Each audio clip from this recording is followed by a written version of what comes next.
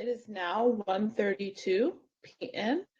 Before I call the meeting back in order officially, I would like to turn to Parliamentarian Deadria Johnson so that a quorum may be established. Parliamentarian Johnson? Yes, thank you, Madam Chair. I will begin by calling roll with the chair. Chair Moore. Present. Vice Chair Brown. Member Bradford. Member Grills. Member Holder. Here.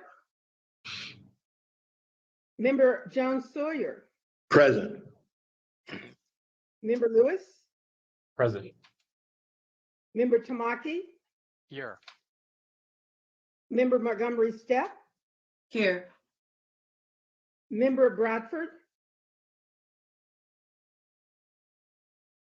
And Member Grills. Bradford's here. I don't know if he heard you. No, I didn't. I did see him though, and I did count him in. Okay. I don't think he can hear me. I'm going to call Councilwoman Stepp, can you hear me? Yes. Yes. I can't hear you guys. Okay. Well, I Councilwoman, if see you can hear me, President Pro Tem Tony Atkins told me to tell you hi. Thank you. I can hear you. And she says if I misbehave, let her know. And I'm I going can't to hear call you guys. Amos Brown is present. Oh, I know what happened. Vice Chair Brown. Thank you. Madam Chair, the task force consists of 9 members. 5 are needed for a quorum, and there are 8 members present. A quorum is established. Thank you. Now that a quorum has been established, this meeting has been officially called back into order. I hope you all had a great break. We'll now turn to agenda item number 7, which is the witness panel number 3, recognizing current efforts at reparations. So I am excited to introduce the witnesses today. Our first expert witness is Professor Mary Frances Berry. Professor Berry has a distinguished career in public service. From 1980 to 2004, she was a member of the United States Commission on Civil Rights, and from 1993 and 2004, served as the chair. Between 1977 and 1980, Dr. Berry served as the Assistant Secretary for Education in the U.S. Department of Health, Education, and Welfare. She has also served as Provost of the University of Maryland and Chancellor of the University of Colorado at Boulder. In recognition of her scholarship and public service, Professor Berry has received 35 honorary doctoral degrees and many awards, including the NAACP's Roy Wilkins Award, the Rosa Parks Award of the Southern Christian Leadership Conference, and the Ebony Magazine Black Achievement Award. Professor Berry teaches the history of American law and the history of law and social policy at the University of Pennsylvania.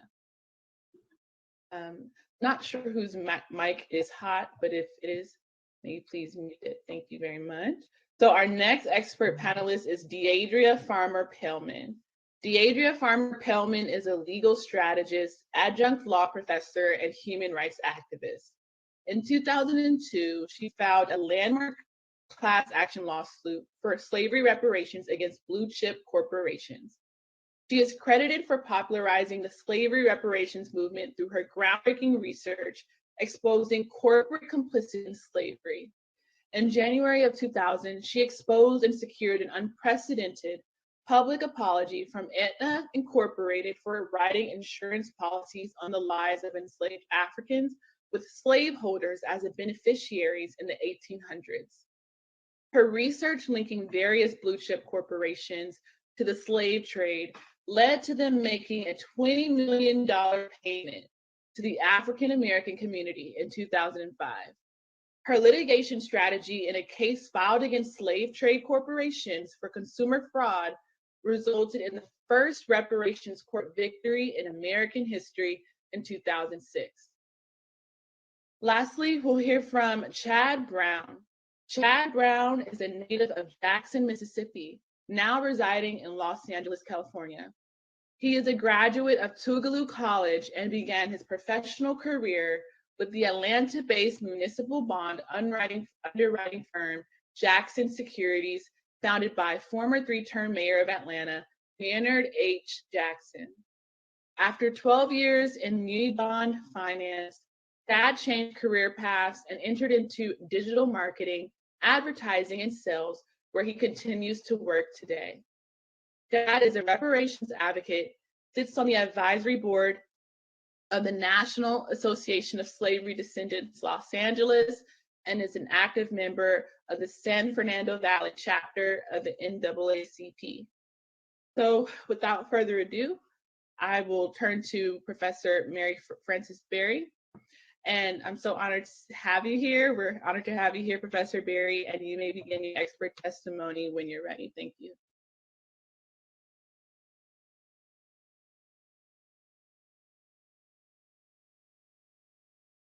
Am I muted before I start talking? Kamala, can you hear me? I mean, Madam Chair? Yeah, you can see me too. Okay. Well, I'm happy that you asked me, although it was very difficult to figure out a schedule where I could be on. And I won't take up more time than I'm supposed to, even if it seems that I'm wandering in what I say. I did submit written testimony, and I get to see my good friend, Dr. Amos Brown. And it was worth coming on here. I mean, I love reparations, but just to see Amos's face, I haven't seen you and I don't know when, brother. We just talking on the phone and that's it. But anyway, love you. And all the rest of you. And there's Deadria, who I have not seen in a coon's age. And so in the name of all Black people and the name of those who I love so much, especially those two, I'm glad to be here. I have a few very brief points to make and to tell you what's in the written and what I have added, which concerns Callie House and the ex-slave pension movement.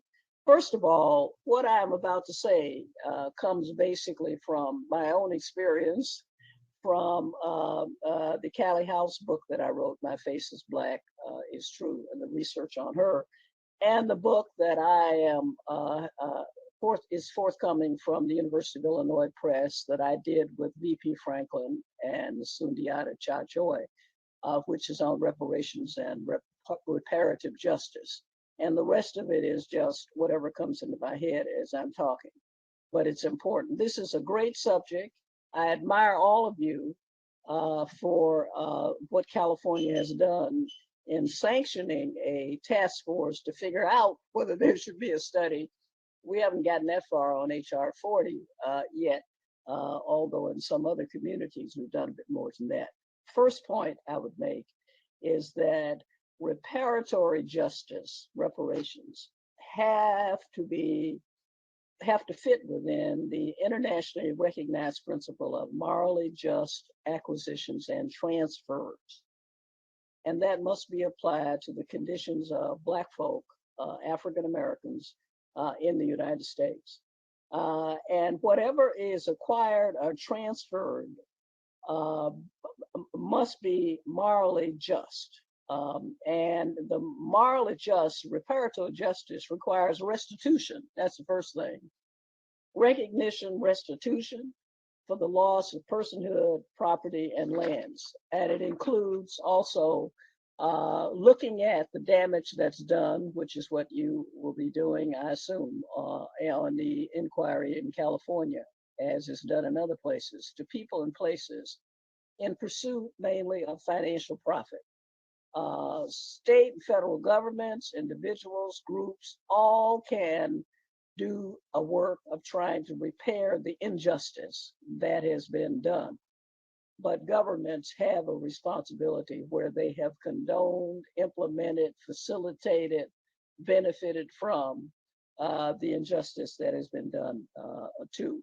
It is altogether fitting and proper that the state of California should try to do something to remedy the harm that was done to African Americans there. And maybe it seems like it's taken us a long time to get HR 40 or something passed from the federal government. State and local communities and state governments have a responsibility too.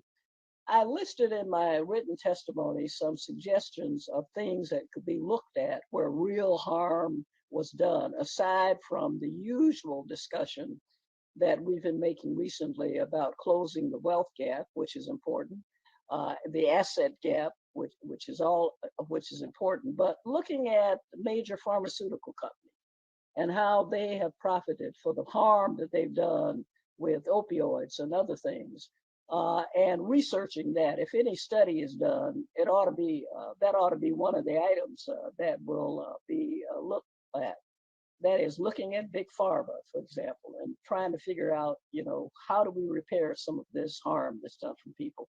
There's a reparation superfund idea and student loan debt because of the harm that I described, the people getting student aid and having all those loans and going to institutions that do not educate them and do not provide the benefits that they promise that they're going to give to them, with a net loss of what little bit they had before they ever went to take these courses. They have been victimized, and students have been victimized by education departments, not only at the national government, but at the state level, where they have refused to exercise due diligence and do what they should do so that these students could not be taken advantage of. It is also the case that institutions, colleges and universities like Georgetown, which famously wouldn't exist if they hadn't sold those slaves in order to get the money to pay for the university to persist, but others that have tried to do something about student fees where they recognize the harm that they have done. Some public universities are trying to figure out how to get reparations funds to take care of the harm. That in fact, I would think that students in California, universities in California, the state ought to be doing something, and that should be one of the subjects that should be there. The other thing is that I often say when I speak at universities in California and colleges, that a lot of people do what free Negroes had to do during slavery, which is you paid taxes to support public universities, but your children couldn't go to them. You paid taxes to support public schools, but your children couldn't go to them because they were Black. And so here you were paying twice. You've got people, and I've spoken at some of these campuses in universities where their kids can't get into the University of California any place, or they can't go to any place where it'll do them any good. Or if they go to one, they can't get in the programs that they would like to major in because of the number of students that are there. And so they end up going to private, what I call moderately prestigious private universities, where they pay a whole lot in tuition and fees and everything else, but their parents are paying taxes to support the public universities and the public colleges in the state to which other people are able to go. Many of them also in California, and I've talked to lots of people where this is the case, send their children out of state to places. Just like in the old days, the segregation, the states would pay in Alabama, Tennessee, and so on for Black folk to go out of state to go to school somewhere where they didn't have something in the state to get rid of them because of race. Here we're talking about Blacks having to pay twice, pay taxes in California, and then send their children out of state to go to school so that they can get a decent education. I think that all of these issues, testing industry has done enormous harm to Black people. I detailed some of it in my paper. I served for a number of years, among all the other things I served at, the advisory board of the Educational Testing Service. And we concluded over and over again that standardized tests should not be used as the only way of figuring out who should be admitted to a particular program or an institution, because standardized tests give you some information, but they don't give you the information you need. It is horrible that you have things like happened in San Francisco and in New York City and other places. In Philadelphia, we have the same problem, where Black kids can't get into elite, even high schools, based on this standardized test score tyranny And it's also the case that many folks can't get into colleges and universities and professional schools, law, medicine, so on. Since Bakke, it's even worse, because of standardized test scores. And I have written letters of recommendation for students, white students, Black students, Latinos, Asian Americans, who did poorly on standardized tests, but who were very smart and had been in my classes and all that, and gotten them into institutions of higher education where they would not have been admitted based on their test score. So I think that there ought to be some kind of investigation of all of that too. These are areas that I hope you look at among anything else, if this study gets off the ground, as I hope it will, about reparations. Now, Callie House. The important thing about Callie House and the ex-slave pension movement is not only the details about her being a Black woman who had been a slave, organizing a protest and a movement, which had, according to the federal government that hounded her until they put her in prison for organizing, had over 300,000 members who were paid dues. The dues were cheap, like 25 cents a year, but they paid them. And they were members, and they were people who had been slaves. And she managed to do this with only a grade school education and being a washerwoman and having been a slave, just like a mama was a slave and so on. But the important thing about it is that you can trace the history of the reparations movement in this country for Black people all the way back to the ex-slave pension movement and other organizations that less is known about. That were created during that long period after that, all the way up until the modern civil rights movement. And so people have been trying. And the important thing about Callie House and her movement is that she wanted to get the names of everybody who'd been a slave on a petition, the petitions that they sent to Congress. And she said that if we keep these, if we ever get any kind of thing from the government, you can look back there and see who the people were, whose names are there. And when they couldn't write, somebody else would write their name. And if you look at those records, and they're down in the National Archives, and anybody can go look at them, you have the names of people. You have people who and their descendants who are in California, who since I wrote the Callie House book, send me emails, and I get all kinds of things from people where they found records and badges in their family from this organization handed down, and they didn't know what they were until I wrote the book. But the point is that she said, if these people, if we ever get anything, maybe some of these people and their descendants can be involved in some kind of retribution for that. That was important. And the other thing was that they analyzed and proposed actual compensation. It is important to figure out compensation whenever you figure out what harm has been done. One of the things my dear brother Desmond Tutu, who passed recently, and I disagree on, and I love Desmond Tutu, we got along, was that you can't have reconciliation, in my opinion, unless you first have information about what happened. Then you have people who are sorry for what they did, and you figure out a way for them not to do it again, and you have compensation.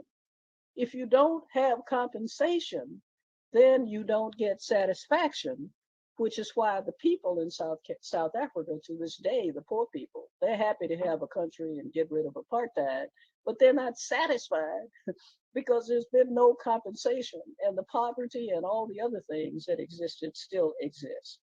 So Callie House believed that. She believed also, she believed in mutual assistance, but she knew that mutual assistance by itself would not do the job. So they had a sliding scale of what kind of resources should be given to people, depending how old they were at the time and all the rest of it. The other thing that I would say, and then I'm going to end this here and let anyone who wants to ask me a question ask me one or two, and then I can respond, is that people who argue against reparations today, and there are a lot of them, there are even some Black folk who come up to me and say, we don't need any reparations. That's asking people for something. We don't need to ask them for anything. They remind me of some of my relatives when we were small and we were poor and we hardly had anything to eat. And when they came along with government programs that gave food to people, they wouldn't accept it because they said, we don't want to ask anybody for anything. And I always told my mama, if y'all had taken that food, maybe I would have been 6 feet tall. And here I am, a little old itty bitty thing. And I don't like not being tall. And because I can't see over anything. And people push me out of the way. And I said, why didn't you take that food? Well, we don't need to ask anybody for anything. Well, okay. They didn't ask us when they took everything from us. But anyway, people who argue against it should remember that when Callie House led the pensions demand and went to prison for it in 1917, in 1900, she said, they only 21% of the living African American population, which was about 1.9 million people, had been born in slavery. And if we had given reparations then, which is what they asked for, then the problem would have been solved. But oh no, did you hear what I said? Only 21%, about 1.9 million people have been born in slavery. And now we're this far from slavery, and we've perpetuated the injustice all these years. And the question is, are we going to intergenerationally just keep on pushing it on down the road, pushing it on down the road? And that's all I have to say. And all of you know more than me because seeing who you are, but I hope that gives you some help. Thank you. Thank you so much, Professor Berry, for your incredibly moving and informative expert testimony. So we'll now turn to Deadria Farmer-Paellmann. Deadria Farmer-Paellmann, you may begin your expert testimony when you're ready. Okay, can you hear me? Can you all hear me? Okay, wonderful. Thank you so much. I am grateful for this opportunity to be here. Thank you, Chair Camila Moore and the members of the task force. My name is Deadria Farmer-Paellmann. I am Executive Director of the Restitution Study Group. I'm thrilled to be here also, finally speaking with Mary Frances Berry, because quietly she has played a major role in our work. So that's all I'm going to say. Okay. But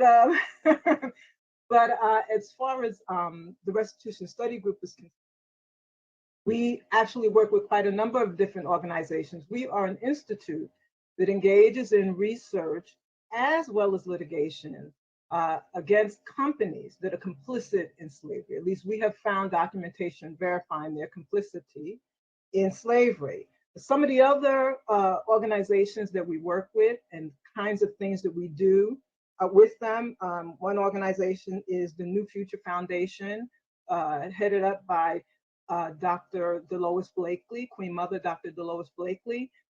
We are engaged in DNA testing for self-repair. We actually go to Africa, we test Africans, we do DNA tests, and we have created a database where we connect descendants of enslaved Africans with their actual African families. Now, we didn't know this was going to be possible. We gave it a shot in 2015, and it was effective, fourth and fifth generation separation.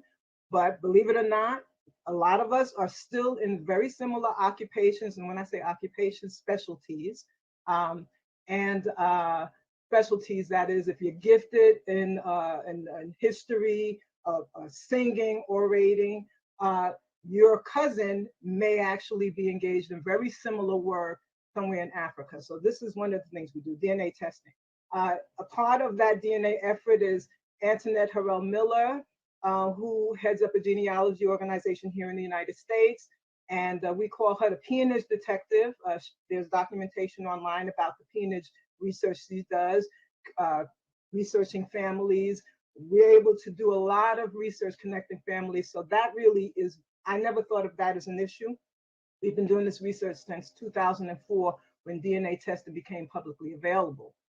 In addition to that, we also, in addition to her, we also work with Sister Empress Chi, who is the founder of the Million women march, the one that took place in 1997 out of Philadelphia. We work very closely on the issue of genocide. And in particular, most recently, we issued an open letter to the President of the United States, who is the person who carried the genocide bill through Congress, which is the law of the land. It's called the Proxmire Act, and we are asking for him to use that law because it addresses many of the issues that, for example, HR 40 would address, because quiet as is kept, descendants of enslaved Africans are victims of genocide. And I'm going to talk a little bit about that. And that is the injury that we all continue to suffer from, in part because we've been separated from our national and ethnic groups, and we are subjected to conditions in life that are really destroying our survival in whole or in part. And these are issues, these are areas that are covered by the genocide law, the Proxmire Act. Okay, so how did I get involved with all of this? I'm going to say that I was sort of spiritually drawn to the work around reparation.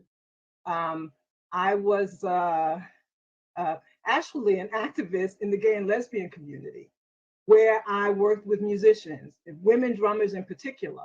And I was invited to help with an event at the African Burial Ground in New York City, because I knew a lot of women drummers.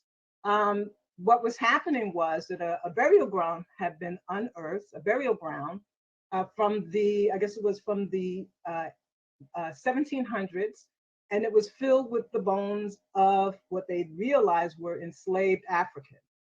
They knew this because some of the burials, some of the remains had teeth. Thank you, number one. Thank you, dry bones, right? Some of the enslaved people had teeth carving. In other words, there were carvings on their teeth that were clearly traced to African tribes. Okay, so this burial ground was just outside the Wall Street, and the enslaved people were actually considered the original stock at the stock market, which was an area that was just blocks away. They were bought and sold right on the waterfront in Lower Manhattan. I was invited because I was involved with media. I worked in the press office at the Department of Health, just one block away.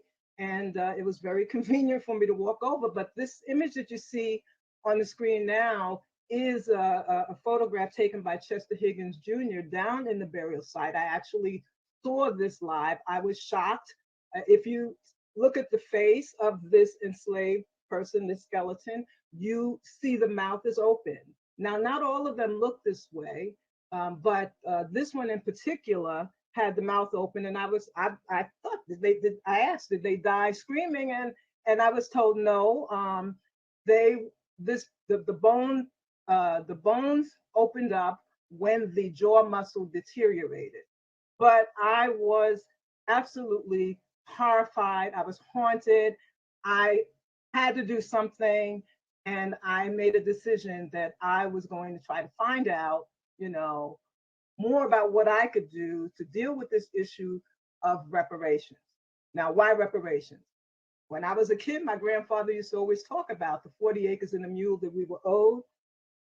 And it stayed with me. And I knew that there was something here. And so I applied to law school. And I specifically declared that I wanted to be an architect to build the case for reparations. And needless to say, I didn't get accepted to too many law schools, but I certainly got accepted to the one that I needed to go to. And that was New England School of Law in Boston, Massachusetts. That happened to be right next door to Rhode Island, which turned out to be one of the most critical states engaged in the slave trade. And I'm going to talk a little bit more about that. Now, so I went to law school, and I wanted to know, okay, what is the kind of case I would pursue for reparations? And I thought it was going to be the government, but after learning about, and I was there at a good time because there was a case out of California, Cato v. US, where there was a decision that the folks could not sue. There were people that filed pro se, that was on their own behalf without an attorney. The decision was that they could not move forward with their case because the federal government had not waived its sovereign immunity. So I had to think about what other possible ways one might go about pursuing reparations. And I began to look at private estates and corporations. And the reason why they seem more accessible is because I learned about other arguments that could be made other than, for example, a case against the government. I looked at something in the area of equity, the law of equity, or the law of restitution. And basically, what I learned is that, if you can make an argument that a party has been unjustly enriched, you might be able to persuade a court to decide in your favor. And so that was the theory that I was moving forward with, unjust enrichment. I did this paper and ultimately applied to an internship. Actually, I worked with NCOBRA. That was when law students are typically trying to get into law firms. I was looking for the place I could build this case. And NCOBRA, my mentor was on the panel earlier today, the person that supervised me for a whole summer, Ajwa Ayatoro. Spent the whole summer working with her. I studied the 13th Amendment, I think maybe even some 14th Amendment, but mostly 13th Amendment. But we didn't touch on this particular theory, but at least they knew my heart was there. I had to wait until I graduated from law school to begin developing a case. And one of the companies that I learned about, and thank you so much for switching the slide, was Aetna Life Insurance. As a student, I learned that they had written slave policy. So when I graduated, I called them up and I asked them, for copies of slave policies. And in particular, I asked about policies that might have been written on my own ancestors. And they said, well, we don't have any from the state we were from, South Carolina, but we'll send you what we have, and we'll send you some things on some other companies as well. And so what you have here in figure 2 is a copy of a slave policy written by Aetna in the the 50s, the 1850s, excuse me. But this was written on the life of a group of enslaved Africans, okay? The beneficiary of this policy was the slave owner, okay? So if you look, you can see the young ages. The 10-year-old, there's a 10-year-old, there's an 18-year-old, a 15-year-old, 19-year-old. It even lists their occupations: nurse, cook, and so on and so forth. Bottom line is that these policies were written at a time when the transatlantic slave trade had closed. A lot of enslaved people were expensive, and a lot of folks might not have purchased an enslaved African, but for the fact that companies like Aetna, they go ahead, make the purchase. If they die, we have you covered. Now, they didn't cover for the full value of the enslaved person's life. And if you can see in those columns here, you can see the value of the person might be $400, but they're covered for $300. And that was to discourage the slave owner from working the enslaved person to death. But nevertheless, it did happen. And in fact, it happened in the case of, for example, New York Life Insurance Company. They were called the Nautilus Company. When they were founded, their first 100 policies, 1/3 of them were written on the lives of enslaved Africans. And the first policy that was ever paid out was on the life of an enslaved African, someone who worked in coal mines. And this is one of the things that these policies help make happen. The employment of these expensive humans, these expensive chattel, in ultra hazardous capacities. So one of the things you have to think about, when you see that New York Life Insurance Company commercial, is that it's the company that made it possible for us to be enslaved in ultra hazardous capacities, and they made money off that. 1/3 of their first investment, this is where the money came from slave policies. Well, when I pulled Aetna up, I didn't call up alone. I did reach out to reporters to let them know what was going on. And that was in part my own insurance, so to speak. I didn't want them to think, I was trying to do anything for myself. I made it very clear to them that I wanted them to create a trust fund that would benefit the descendants of enslaved Africans. I wasn't interested in anything for myself. This was for everyone. And they said they would do something, but when the story hit the media, they changed their mind. And at that point, it became clear that I might have to do more than just call them up and give them a chance to be proactive and do something great. One thing that worked out in my favor at that time was that Tom Hayden, a senator from California, learned about Aetna and decided that he was going to introduce a bill that initially was called the Aetna bill. Okay, and I think he made that decision very quick. Probably like the story broke in late February, Black History Month in 2000, and by March he had already introduced the bill. And by the end of September of 2000, the bill had passed. It became the first slavery ever disclosure law in the United States. And it required that any company, any insurance company doing business in California would have to report on their role in slavery. Now, this bill was not just designed for the state of California to be informed, but it was designed so that descendants of enslaved Africans could have access to documents that would help us to reconnect with our family. I mean, once again, I mentioned earlier the DNA testing that we are engaged in, and that's all part of reversing this thing called genocide. Okay, so these bills were designed to assist in that process so that we can find ourselves, so we can pull our families back together. So that's, I want to mention that because I'm going to talk a little bit more about those bills in a second. Okay, so I'm listing a few of the companies that ultimately we realized we just had to sue. Fleet Boston Financial Corporation, today is called Bank of America. They were in the litigation, and so were these other companies. But basically, the banks played a role in financing slave trading voyages, or they gave loans to slave owners and used enslaved people as collateral. These are some of the circumstances. The insurance companies, like I said, Aetna, New York Life, these are companies that played a role in financing the enslavement. Lloyd's of London, very unique. The Zong case, you're going to see a little something about that. Comes out of Lloyd's of London. Companies that were engaged in the same kind of business Lloyd's of London is involved in. They finance this transatlantic slave trade, okay?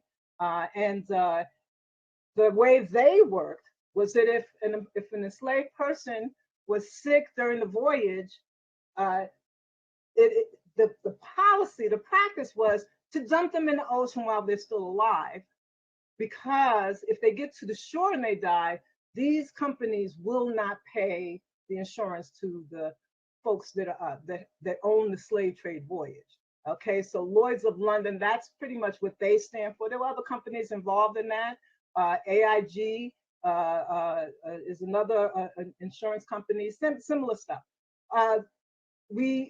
These are companies we sued, by the way. CXX Corporation, these railroad companies, they used enslaved Africans to lay the tracks. Those same tracks that we ride on today around the country, enslaved Africans laid those tracks. They brought in folks from other countries at some point, but enslaved Africans laid those tracks throughout the South and other parts of the country.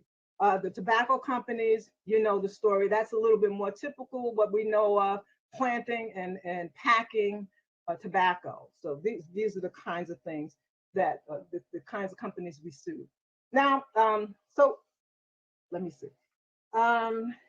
we can move to the next slide. So the kinds of plaintiffs, a lot of people talk about slavery as if it's ancient history. What they don't realize, at least I didn't even realize this actually. I have to thank someone who I haven't spoken to in a long time, and I pray that she's still with us. Ina Daniels Hurdle McGee is her name.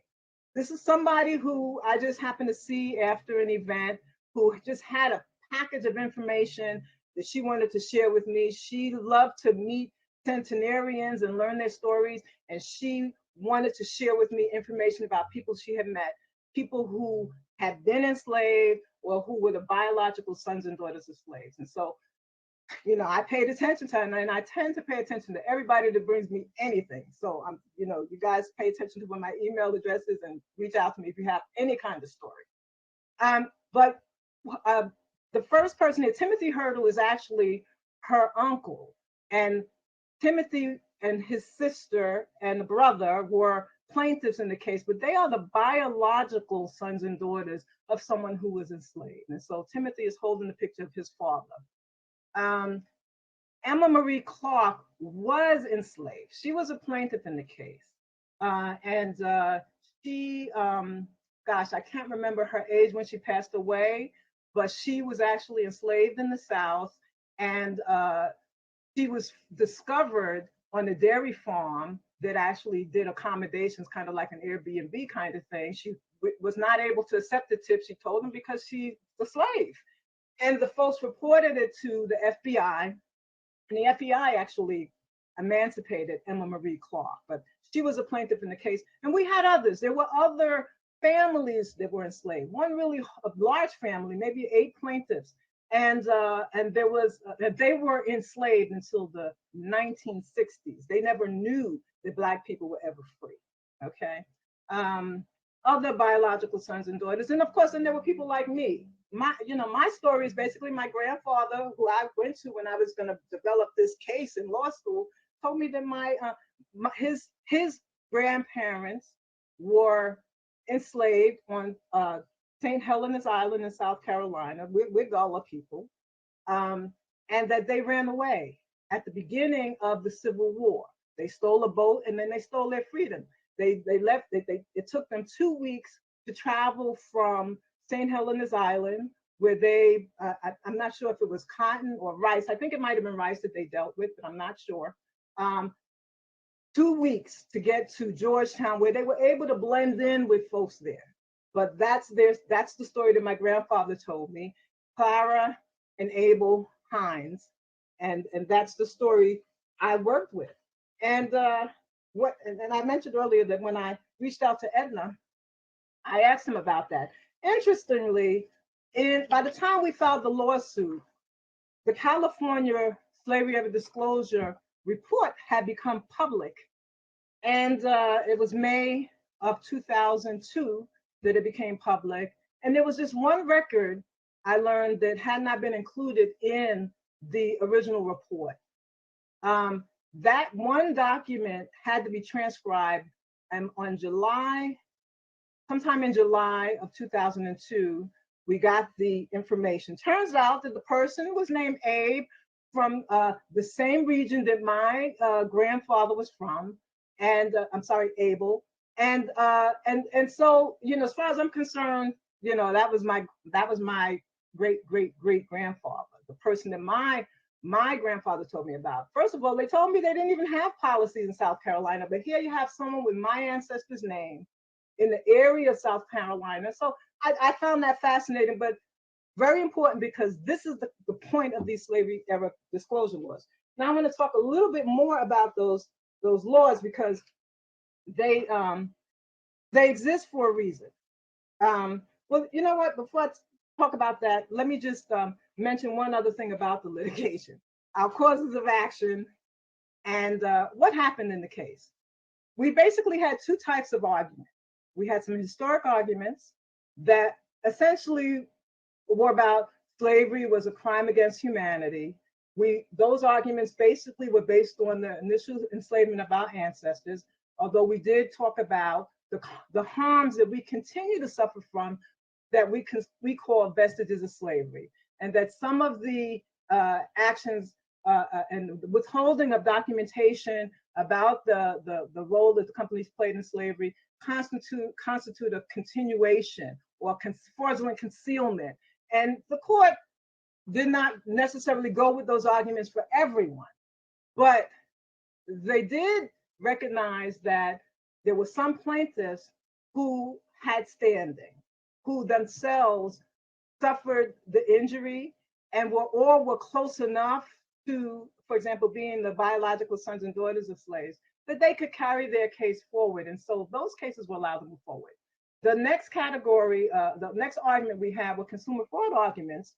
And those were based on the fact that many of these companies, when confronted with information about their role in slavery, lied. They lied to the public. And it's interesting because there was a law review article written by Tara Kola Ramchandani from Harvard University, where she talks about the judicial recognition of harms of slavery, consumer fraud as an alternative to reparations litigation. And basically, what she argues is that if we were able to complete our litigation, we would have been successful on the basis of the consumer fraud arguments. And that is because the court actually held that we can move forward without consumer fraud. Okay. I'm getting an echo. Okay. Okay. Are we okay? Should I continue on? Yes, please. Okay. The consumer fraud arguments were good. And so that was a good law. And that is why we say that we had an unprecedented legal victory. Never in the history of our freedom have we had any kind of victory on the issue of reparations. And here, in the context of consumer fraud, the court said we could move forward. Unfortunately, we ran out of money and we could not pursue those claims, but nevertheless, the precedence is there. And so at this time, we find ourselves with companies who, believe it or not, continue to lie about their role in slavery. And they're doing that in the context of the slavery era disclosure law.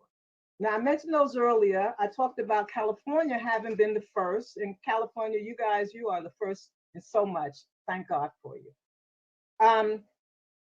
About 14 other slavery era disclosure laws have been passed around the country, all of them sort of following in the steps of Tom Hayden. They are in municipal governments or they are state governments, just a variety of them. But you happen to have a few really great ones in California, and one that I've been paying attention to is in San Francisco. And I've been tracking their reports, and I have discovered that one company really is very stubborn about telling the truth about their role in slavery. And at this point, I'm going to give you what I think the Restitution Study Group can help you with. You need to know who should pay. I don't think it should simply be up to the taxpayers of California. I do believe that these companies that are lying on these slavery era disclosure reports should be held accountable. And some of the laws, like the one in San Francisco, does create the opportunity. First of all, these companies can be punished based on their profit for their lies about their role in slavery. But I want to tell you one of the companies, and I'm going to sort of hint at one because we're still doing research around the other one, but Bank of America, unfortunately, they do not want to share the history that they have in slavery. And what's unique about it is that they played a role in slavery, their predecessor company. The bank was called the Providence Bank of Rhode Island. Bank of America issued their slavery era disclosure report. And let me see, I think it was in the 17th, 2017, June of 2017. Let me see, this may be a little earlier than that, but let me just say this, that the report is part of a a report that was issued by the clerk for 2017. Bottom line is that they claim to have done research on the Providence Bank of Rhode Island and have found no documentation connecting them to slavery or the slave trade. But it is widely known that their bank, Providence Bank of Rhode Island, is a bank that served slave traders. And in fact, slave traders founded the bank. It was founded by John Brown, who was an advocate for the slave trade. He was like the major spokesperson for slavery in the state of Rhode Island. He founded the bank. He was engaged in slave trading at the time, and so were many of the other shareholders. And the bottom line is that it's very difficult to find the documentation, but we were blessed to have gathered up primary documents for at least 28 voyages. And just for these 28 voyages, the violation of state and federal law should have yielded the current value, $35 billion, okay? This is how much money they should have had to pay. Of course, this is the present value based on the number of slave trading voyages and the number of enslaved Africans. And so just to give you an idea, that's just one example. Another example is a company, as I said, we're still working on the information, but they'll know who they are when they hear what I'm saying. This particular company is associated with Barclays. Now, we did research on Barclays, and we initially, Barclays Bank did not want to share the truth about their role in slavery. And the Restitution Study Group, engaged in a report, research to issue a report where we found that the bank actually was responsible for 125 slave trade voyages. And in the course of that, those voyages, something like 38,620 Africans were enslaved, okay? And of that number, 6,045 never made it from Africa to the Americas, okay? They were lost at sea. Now, one of the things I mentioned a little earlier was about the Zong. Thank you so much. About the Zong case, the slave ship murders. And what was happening here, once again, was that they were dumping them at sea. They didn't think they were going to make it to shore alive. And this is how they ended up. But we call this is straight up genocide right here.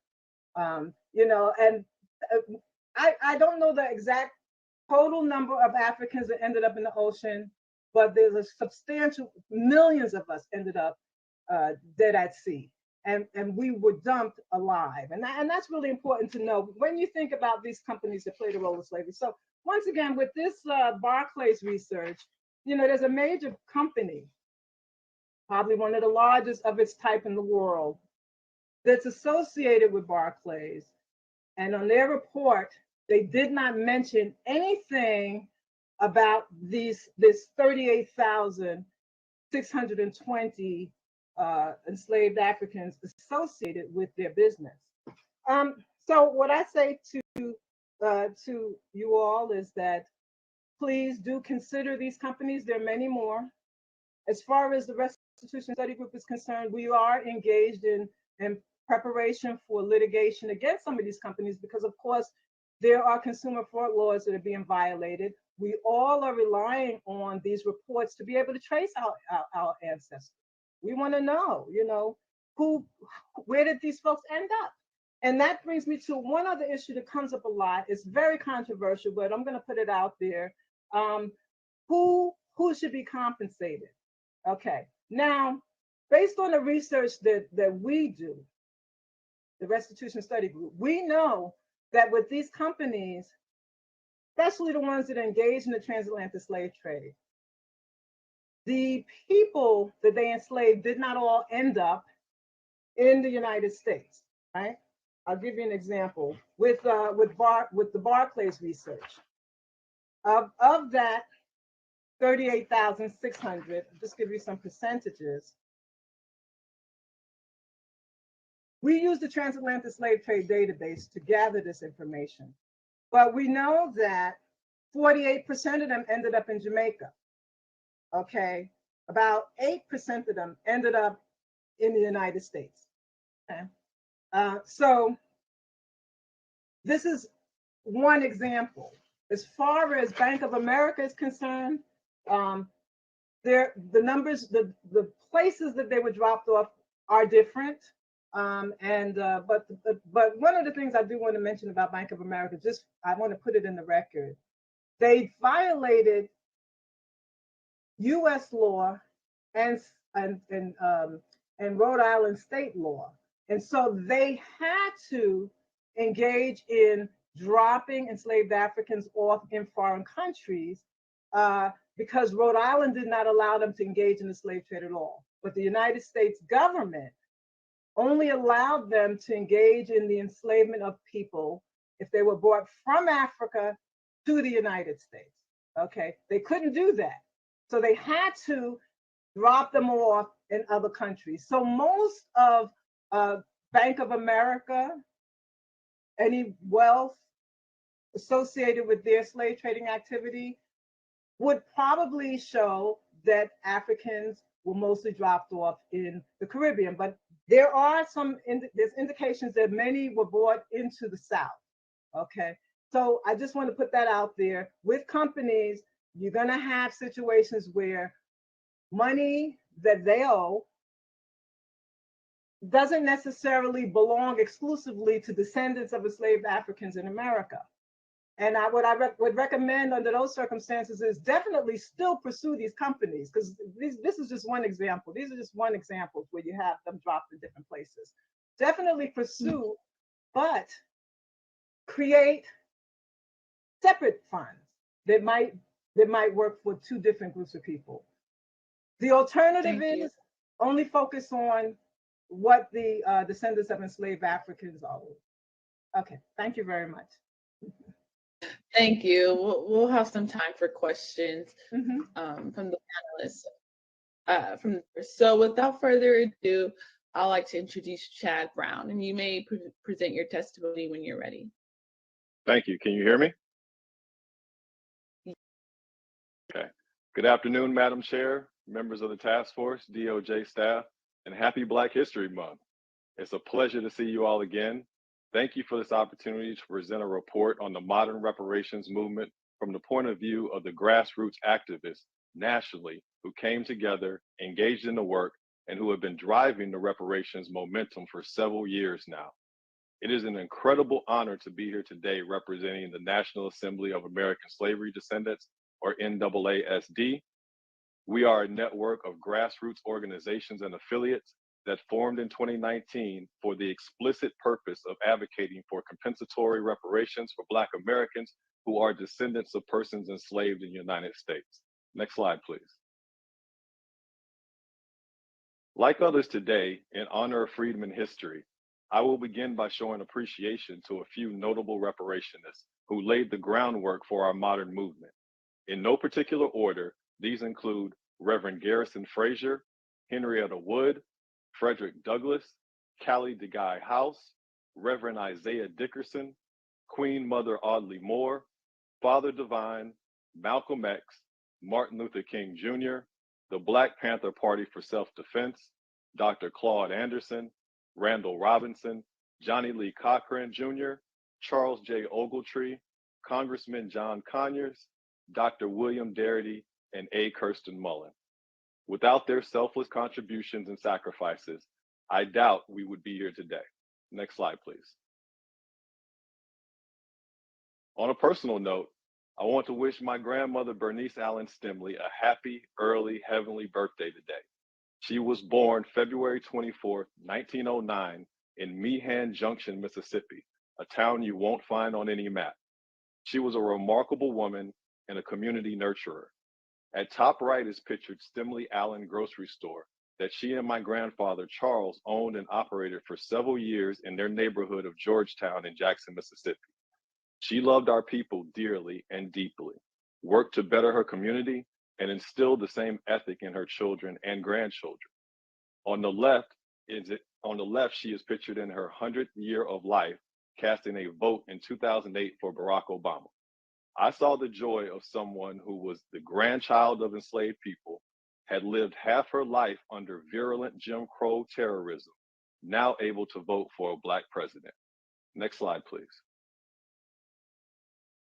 The modern day reparations movement can be framed into two distinct phases, each characterized by its unique goals, strategies, leadership, and effectiveness. Here I have bulleted a few distinguishing characteristics and milestones of each phase.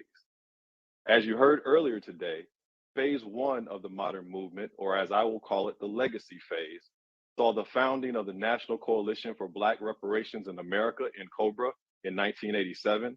It gained momentum following the 1988 Civil Liberties Act and triumphed with the introduction of Congressman John Conyers' H.R. 40 in 1989. This phase is largely characterized by Pan-African ideology and led by the activists of NCOBRA and its more recently founded partner organization, National African American Reparations Commission, or NARC. This phase gave rise to federal reparations legislation H.R. 40 and kept the reparations conversation alive. However, the legacy phase of the modern reparations movement unfortunately produced no significant national support for H.R. 40 in its 30 years of legislative life. Phase two, or the contemporary reparations movement, began circa 2016 in the aftermath of the Obama administration and coalesced in online conversations around political education, data, and lineage, which remain core pillars of this phase. The contemporary movement was born out of the Black American grassroots and is led by Black American grassroots organizers and activists who are self-advocating for our shared goals of federal reparations and lineage-based public policy. It's in phase two that organizations such as NAASD and Coalition for a Just and Equitable California, or CJEC, were born. The grassroots advocacy of these and other contemporary reparationist groups is principally responsible for mainstreaming reparations and for moving congressional and public support of H.R. 40 to an all-time high. This contemporary phase of the modern reparations movement is where I am most familiar and is where I will focus today. Next slide, please.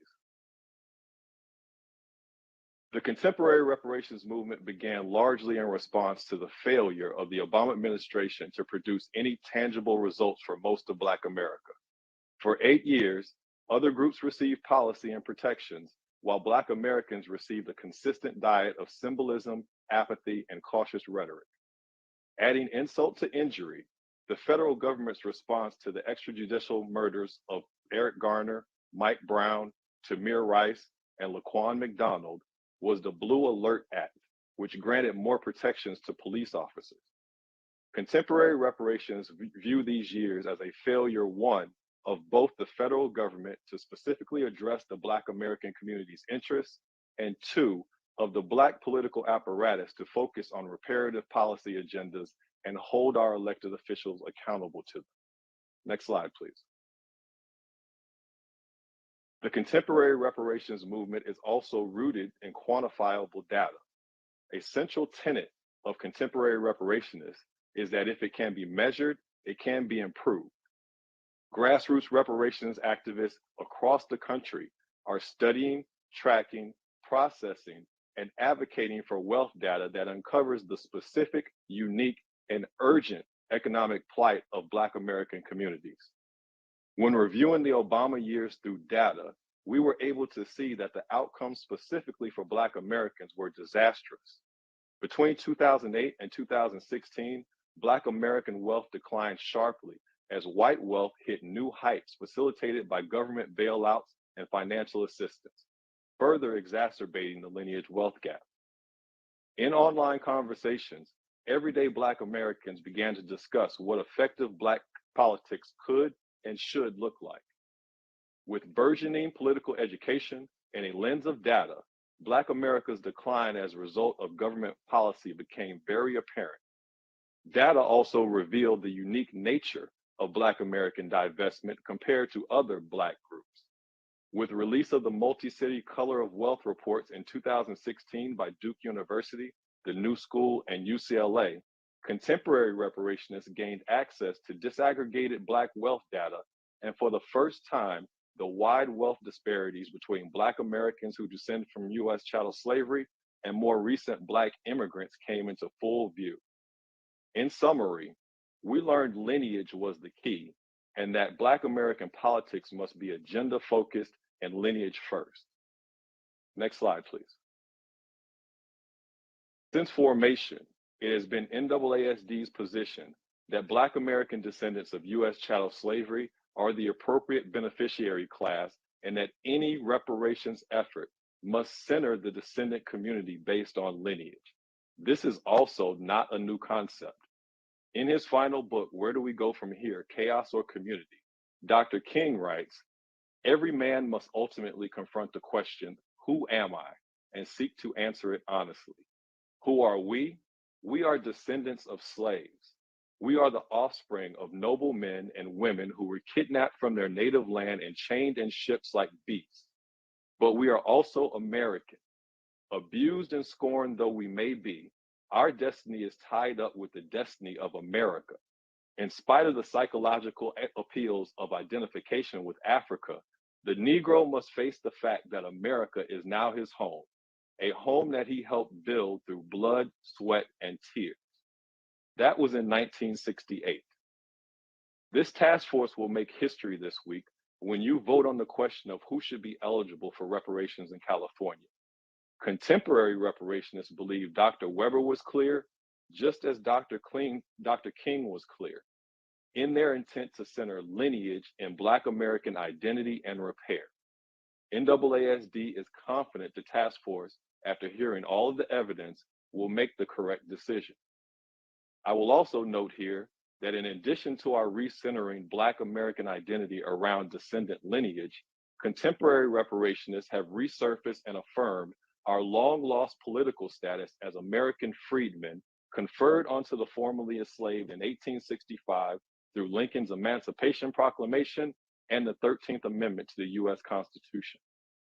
By lineage, we are descendants of slaves. By political status, we are American freedmen. Both are necessary to ultimately reach our goal of reparation. Next slide, please. Also in 1968, in his Two Nations of Black America address, Dr. King provided marching orders to contemporary reparationists. Please play the video.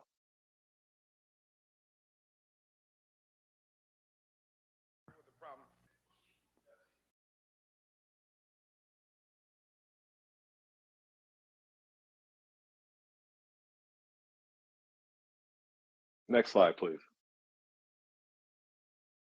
Driven by political education, rooted in data, and with the urgency of pending economic extinction, contemporary reparations activists emerged from the grassroots all across America, committed to completing Dr. King's mission of economic justice.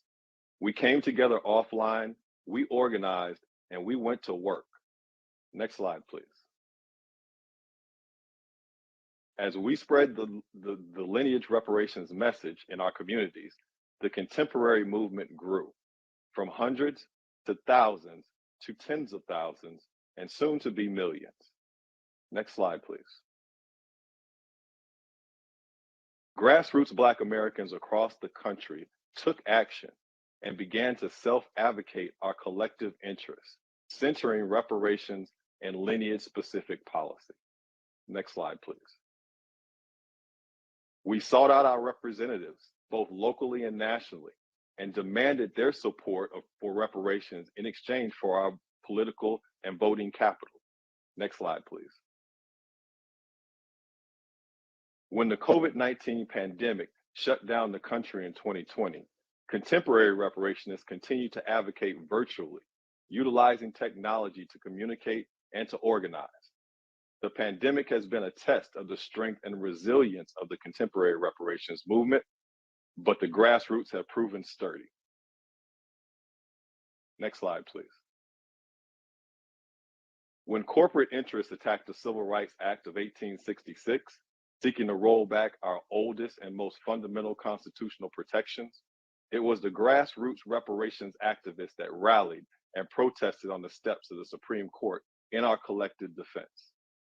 Next slide, please. Here you can plainly see the impact of the second contemporary phase of the modern reparations movement. Before the emergence of contemporary reparationists, H.R. 40 had not achieved more than 50 co-sponsors in any legislative session. It is the work of grassroots reparationists nationally that should be properly credited for the nearly 200 congressional co-sponsors now attached to the bill. The chart to the right shows the dramatic and correlating increase in internet searches for reparations, which took off circa 2019, again pointing to the powerful impact of the Black grassroots. Next slide, please. The grassroots reparations work has been effective, compelling on Juneteenth 2019, for the first time in a decade, a hearing on H.R. 40 by the House Judiciary Subcommittee on the Constitution, Civil Rights, and Civil Liberties. On that day, anyone paying attention could again see the Black grassroots impact throughout the halls of Capitol Hill. The Black American grassroots were clearly demanding to be heard on reparations. Next slide, please. On the subject of H.R. 40, it's important to clarify the position of NAASD and of Black American contemporary reparationists. H.R. 40 is a poorly constructed piece of legislation that has undergone significant revisions in recent years. These revisions threaten its integrity and chances for success. Among its myriad of flaws, stand out the fact that 1, H.R. 40 does not specifically identify eligible recipients for reparations. 2, H.R. 40 does not speak to direct payments to eligible recipients. 3, H.R. 40 does not identify closure of the lineage wealth gap as a primary goal of reparations. And 4, H.R. 40 does not identify the federal government as the capable and culpable party for reparations. But in addition to those legislative flaws, the April 2021 revision of H.R. 40 removed application of the Federal Advisory Committee Act, the FACA, that ensures transparent deliberations, public meetings, and ongoing public reporting, while also maintaining GS-18 equivalent compensation as payments to commission members. That is unacceptable to contemporary reparations. For several years, NAASD and our affiliates supported H.R. 40, but we have also persistently advocated for edits to fix these flaws in order to strengthen the bill's chances of becoming law. Thus far, our calls have gone unanswered. As grassroots Black American reparationists, truly and selflessly committed to the goal of reparations, we find ourselves unable to support H.R. 40 any longer.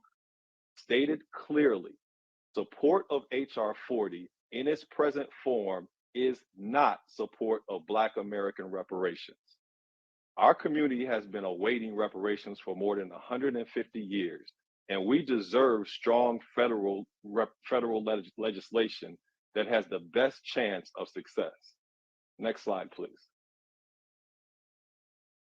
Notably, NAASD's position on H.R. 40 aligns with leading reparations scholars Dr. William Sandy Deadria and A. Kirsten Mullen, foremost American constitutional scholar and UC Berkeley Law Dean Erwin Chemerinsky, and Mr. John Tateishi, former director of the successful Japanese American Redress Campaign that produced the Civil Liberties Act of 1988. On an issue as paramount as reparations, it would be foolhardy not to heed expert warnings. I believe everyone on the task force agrees that California is leading the reparations conversation and that what is done here will resonate with the federal government. In that leadership capacity, part of your responsibility is to advocate for federal legislation and a process that mirrors AB 3121, particularly in specificity on eligibility and transparency to the Black American grassroots community. Please be bold in that leadership. Next slide, please. Policy writing is a core component of NAASD's contemporary reparations advocacy, and we have developed a strong alternative bill to H.R. 40 that we are calling H.R. 1865, paying homage to the year of American freedmen emancipation. H.R. 1865 has the support of Dr. William Deadria and A. Kirsten Mullen, and NAASD is presently seeking a congressional sponsor to introduce the legislation. In the same way contemporary reparationists uplifted H.R. 40, we will build grassroots support around H.R. 1865, a true reparations bill. In addition to improved federal reparations legislation, in August 2021, NAASD released the historic Repair Act, which is an acronym from reconciliation, equity, protections, atonement, investment, and remuneration. The Repair Act is a lineage-based policy platform designed to address the deep inequities Black Americans face across all areas of socioeconomic activity. We have shared the Repair Act with various Biden administration staffers, including the Domestic Policy Council, whose feedback was that it was the most comprehensive policy package they had ever seen from a grassroots advocacy group. Priorities for presidential action, a subset of the Repair Act, consists of 12 legislative memos that can immediately be enacted via presidential executive order. Chief among them are formation of a John Conyers Reparations Commission based on H.R. 1865, creation of a new census designation specifically for Black American U.S. slavery descendants, and reestablishment of a National Freedmen's Bureau. Next slide, please. Specific to California, NAASD, CJEC, and our local affiliates have been advocating around AB 3121 before there was a bill called AB 3121. And when formally introduced in the California State Assembly, members of NAASD Los Angeles and CJEC played a pivotal role in crafting eligibility language that appears in AB 3121 law today, setting it apart from HR 40. We worked closely with Dr. Shirley Weber's office, state legislators, and community stakeholders for years to advance, raise awareness, and ultimately pass AB 3121 into law. This hard work was recently recognized with the selection of CJEC as an anchor organization to this task force. Other local legislative efforts of NAASD and CJEC include AB 1604, the Upward Mobility Act of 2022. This bill, introduced in the current session of the California State Assembly, consists of language that would, for the first time ever, require all state agencies, boards, and commissions to disaggregate the Black African American category in their data collection and collect data specifically on the Black American descendant community. This is an historic effort, essential to the output and efficacy of this reparations body. NAASD and affiliated grassroots reparationists are pursuing similar data disaggregation efforts in New York, Maryland, and Texas currently. NAASD and CJEC are also rallying support around ACA 3, the California Slavery Abolition Act, a bill that will finally close the abomination of a slavery loophole in the California state constitution, ending involuntary servitude as punishment for crime in the state. NAASD and CJEC are proud to also partner with Mr. Samuel Brown, principal author of ACA 3, who crafted the bill's language while serving a 24-year incarceration sentence. If Samuel is watching, welcome home again, brother, and thank you for your work. In 2021, following meetings between NAASD Los Angeles and Mayor Eric Garcetti, Executive Director of the LA Civil Rights Department Capri Maddox, and Deputy Mayor Brenda Shockley, the mayor introduced a reparations commission similar to this task force. The LA Commission will serve in an advisory capacity to the mayor, develop a pilot reparations program, and NAASD co-chair KJ Muhammad has been appointed to the commission by Mayor Garcetti. Next slide, please. Here you can see some of NAASD's partner organizations and affiliates who are working in tandem with us to achieve the goal of federal reparations for the descendant community. We are committed to educating and training American freedmen, the Black American descendants of U.S. chattel slavery, around civic engagement, political science, nonprofit formation, and policy writing, so our people can self-advocate and be successful. education and training are hallmarks of the contemporary reparations movement. Next slide, please. Finally, last year, I had the honor to interview two living icons of the civil rights movement, Mr. Cortland Cox and Mr. David Dennis Sr., who worked alongside Dr. King, Medgar Evers, Stokely Carmichael, Ella Baker, James Farmer, Bayard Rustin, and many other Black American freedom fighters of the 1960s. In conversation with Mr. Cox and Mr. Dennis, they shared the movement ideology that fueled their advocacy and success. Simply, that ideology is that movements are best bottom up, not top down, and movements are fundamentally about people, not organizations. That is the same ideology which drives the contemporary phase of the modern reparations movement. And in that spirit, this slide recognizes just a few of the contemporary grassroots organizers and activists who are moving the modern reparations movement forward. Next slide, please. In closing, we descendants of American slaves, the emancipated American freedmen, the builders of this country, the overwhelming Black majority in this country, are owed a debt of reparations by the US government. We are coming to get our check. All power to the people and reparations by any means necessary. Happy Freedmen History Month to the task force. Thank you, and I'm happy to answer any questions. Thank you, Chad, for your compelling expert testimony. So we'll continue our ceremonial panel, and we have 5 or so minutes. So excuse the time taking. My apologies for that. But thank you again to Mr. Brown, to Professor Berry, and to Ms. Farmer-Paellmann. So I would like to turn to the task force members in the event that there are any comments or questions to our esteemed panelists today.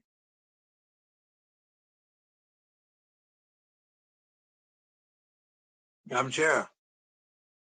Vice Chair Brown, you're recognized. I just only wanted to say it's a wow moment. And I think that this task was further quantified with specificities, particularly coming initially from Dr. Mary Frances Berry, where she showed us areas where folks have been sneaky and running and trying to hide. When it came to sending Black folks out of the state of Mississippi and Alabama to go to northern schools, that was our money being utilized. When she dealt with this matter of the test scores, it made it plain. And even blind as Ray Charles was, anybody who heard these excellent presentations will leave seeing and understanding. It is time for us to admit, to atone, and to act on an issue such as this regarding our justified need for the fulfillment of reparations, Black folks, with all the hell that we've gone through and still living in, that they so eloquently and responsibly and logically outlined and documented. I'm fired up and ready to go. After hearing that, it's a reaffirmation of what I've been saying for years. And I want to thank the staff and the leadership of our task force, how we have brought together this quintessential, excellent, dynamite, out of sight, uptight presentation. Even the devil can get mad over this. Amos.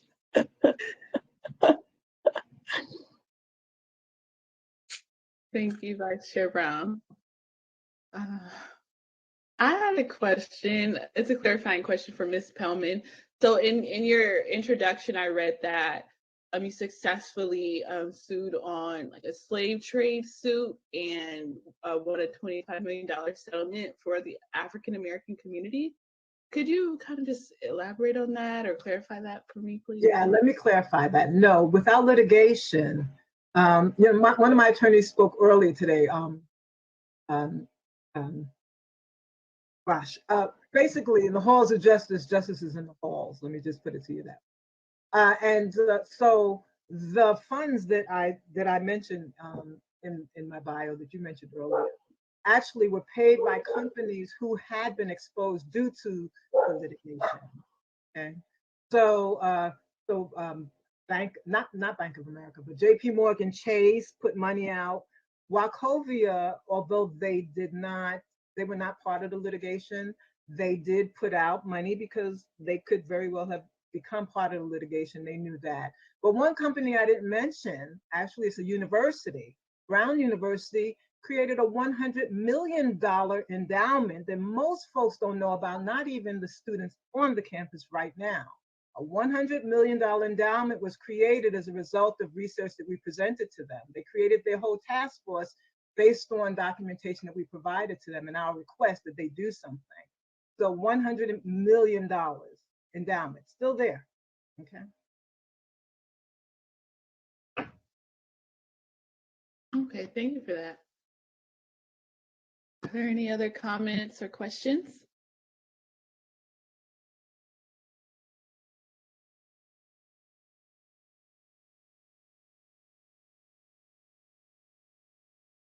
Okay, great.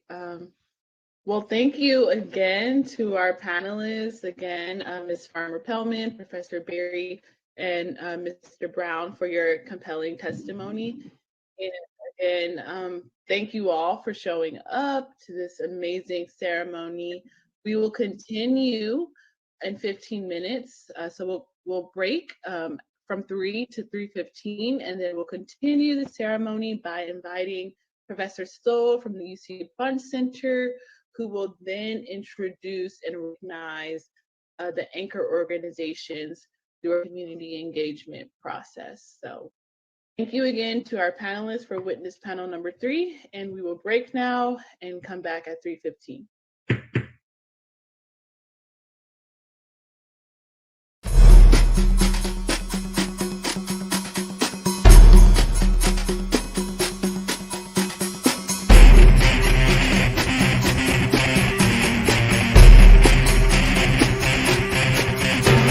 So if you were to bring the Black share of wealth at least to the Black share of the population, it would require an additional at least $10 trillion.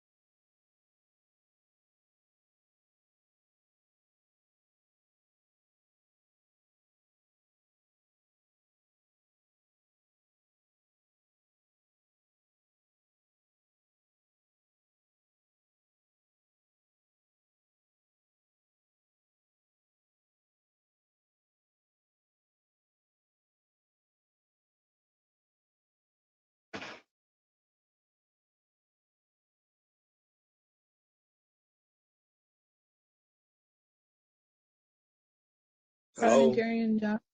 Hi. Okay. So 3:15, and before we resume our meeting officially, I'll turn to Parliamentarian Johnson so that a roll call vote may be established for quorum.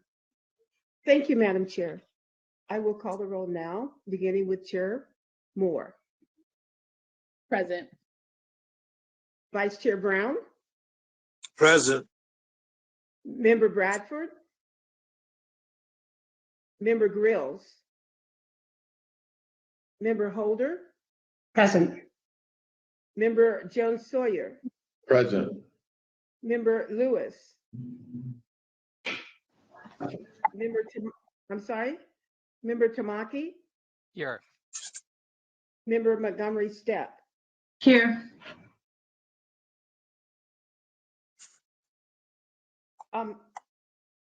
Madam Chair, there are 9 members on the task force. 5 members are necessary for a quorum.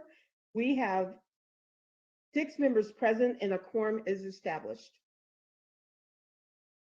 Thank you. Given that a quorum has been reestablished, we'll now resume the meeting officially. So we'll go to our next agenda item, which is agenda item number 9, Community Engagement Plan Update and Recognition of Anchor Organizations. So this part of the agenda will be from 3:15 to 4:15 roughly, and it will be facilitated by Member Grills and I believe Professor Stoll. So Member Grills, you are recognized. Thank you very much.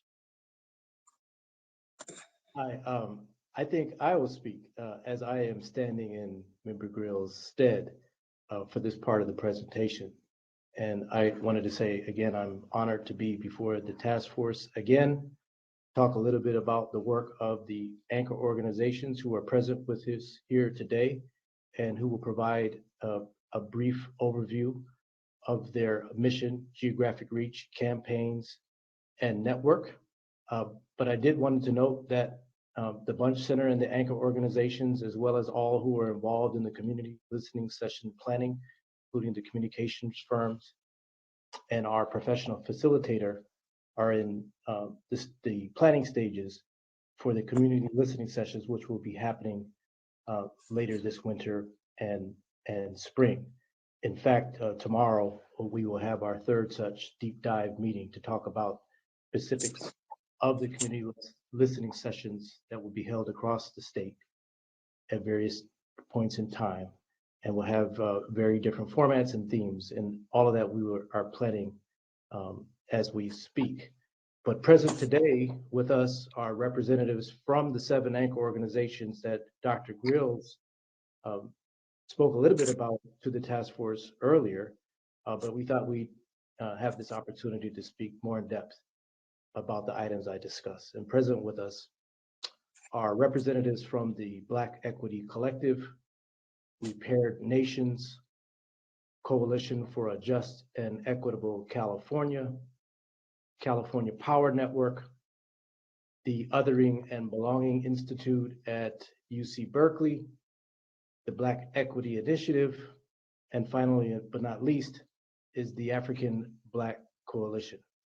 Each will take about 2 to 3 minutes and provide a brief snapshot again of their mission, their geographic reach, campaigns, and network. We have put together a PowerPoint presentation as they provide their presentations.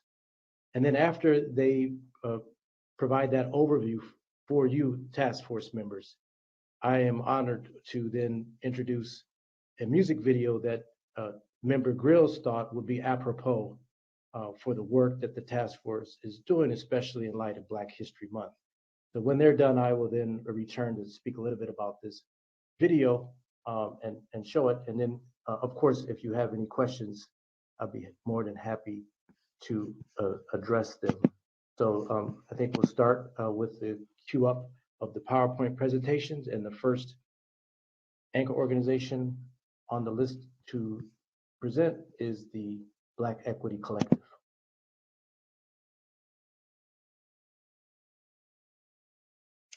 Good afternoon to the members of the task force and to the community at large. I'm happy to present on behalf of the Black Equity Collective. My name is Larisha Franks, and I'm the Senior Lead for Organizational Development and Strategic Partnerships. You can click through to the slides. Thank you. I would like to first share that the Black Equity Collective was birthed out of the current iteration of the Black Equity Initiative. This was a 4-year effort that began in 2017 to support 15 Black-led and Black-serving organizations whose work addressed issues within education, criminal justice, and workforce development. The initiative's goal at that time was to, 1, address conditions that perpetuate institutional racism against Black people, and 2, build a community of learning and practice that strengthens the work on the ground and informs the broader philanthropic field of best practices to advance racial justice at scale. The 15 organizations were provided with sufficient multi-year resources to do sustained systems change work, and were brought together to share ideas on how to support Black leaders and build the infrastructure of Black-led organizations. And so it was in that learning space that the vision for the Black Equity Collective was created. And so the mission of the Black Equity Collective is to join both public and private funders in communities as partners in strengthening the long-term sustainability of Black-led and Black empowering organizations in Southern California, which for us include Los Angeles, San Bernardino, and Riverside counties. And we aim to do this, if you can click to that, there, thank you. We aim to do this by, 1, evolving philanthropy by modeling equity and justice in operational and grant-making practices, and then also developing an ecosystem of strong and sustainable Black-led organizations that are networked to pursue their individual and collective missions of advancing economic, political, and social liberation for Black people in Southern California. The network has expanded and has moved from having just 1 funder to multiple, and from supporting issue-based work to supporting organizations that are working across various issues. The network now consists of 40+ Black-led and Black empowering organizations, and there are 17 funders plus a host of partners and supporters. If you can go to the next slide. And so here's a few snapshot of some of our work, which includes the release of publications that are geared towards educating funders on grant making from a Black equity lens, and hosting events that'll help bridge the gap between funders and the Black community. And so for our listening sessions, we're looking to tap into our network of organizations and hear from them, as we believe reparations should include special consideration for Black-led organizations that not only work in Black communities and serve Black families, but also employ Black residents. Thank you for your time today.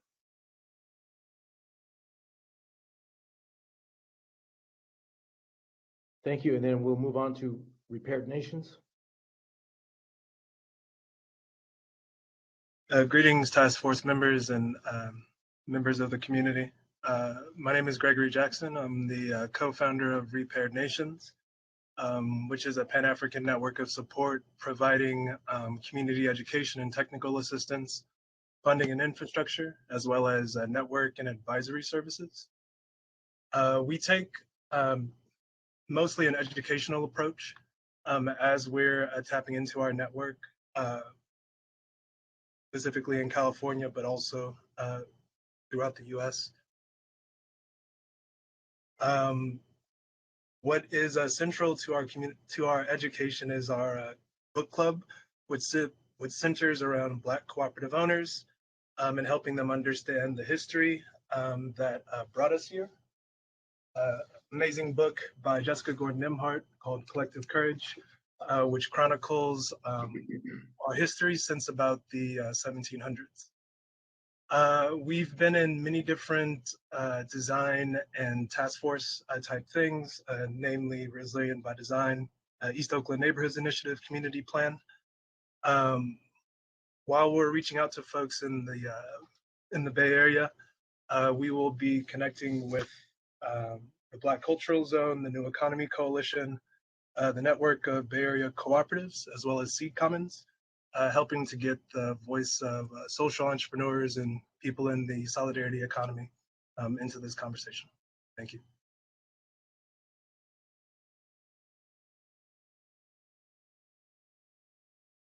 Next is Coalition for a Just and Equitable California. Good afternoon, task force members, staff, and community members listening and watching across California and nationwide. My name is Tiffany Quarles, and I'm a founding member of CJEC, the Coalition for a Just and Equitable California. On behalf of CJEC, I'd like to thank you for selecting us as a community anchor organization. We are honored and humbled by this historic opportunity to expand our community engagement efforts for California reparations.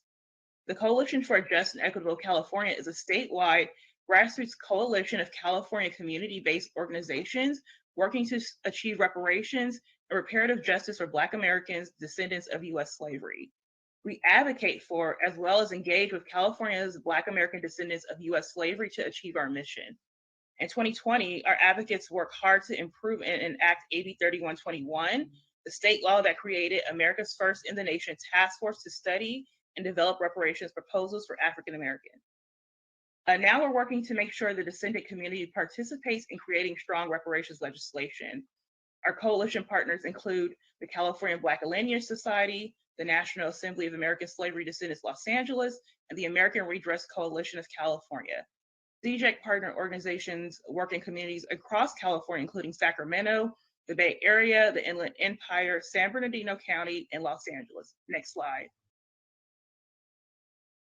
CJEC is actively engaging our community about community reparations.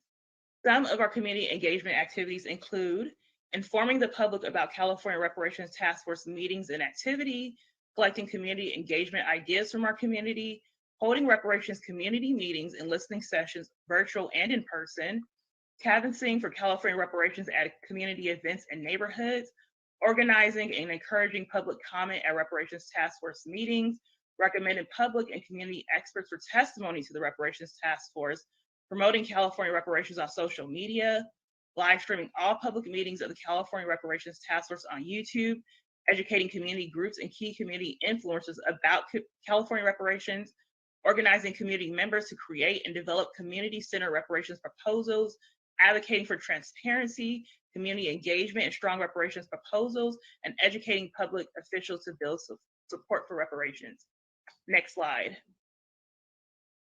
Thank you again for this historic opportunity. We look forward to working with you and our anchor organization partners to achieve reparations and reparative justice in California. We also like to thank the California Black Women's Health Project for being our fiscal sponsor. Lastly, I'd like to invite members of the Richmond, California community to our independent reparations listening session on Tuesday, March 1st from 6 p.m. to 8 p.m. For more info, visit CJEC on Twitter, Facebook, and Instagram at CJEC Official. Thank you, and that concludes my presentation. Thank you. Next is California Black Power Network.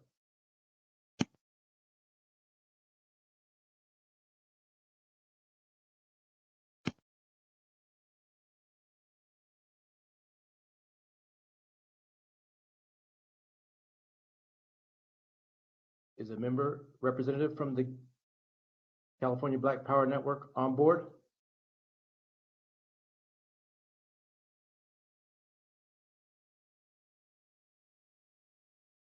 Okay. Then, in that spirit, we'll move on to the presentation from the Othering and Belonging Institute at UC Berkeley.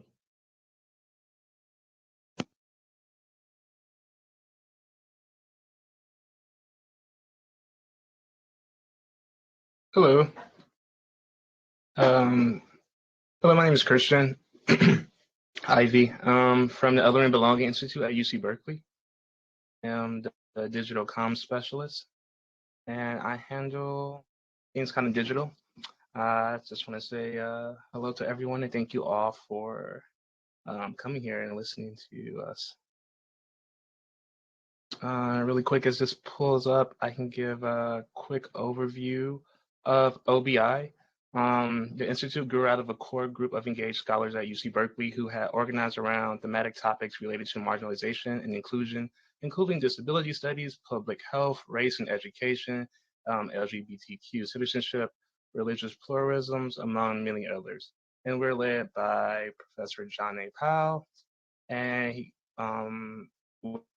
within that, in 2012, came up with the framework of other and belonging. And so through that, we try to like create a world where there's no othering and everyone feels like they can belong. And our main way of doing that is providing research that push reforms and that create this transformative change that affects those that are, targeted and marginalized, but also is for the better good of everyone else that's involved as well. Since we're part of the UC network, that's one of our main networks, which we have connections all over California, from northern and southern, as well as all over the US. Specifically the San Francisco Bay areas, because we're home in Berkeley, is where we have a lot of our strong connections. And I think that's where some of our listening sessions will most likely happen at.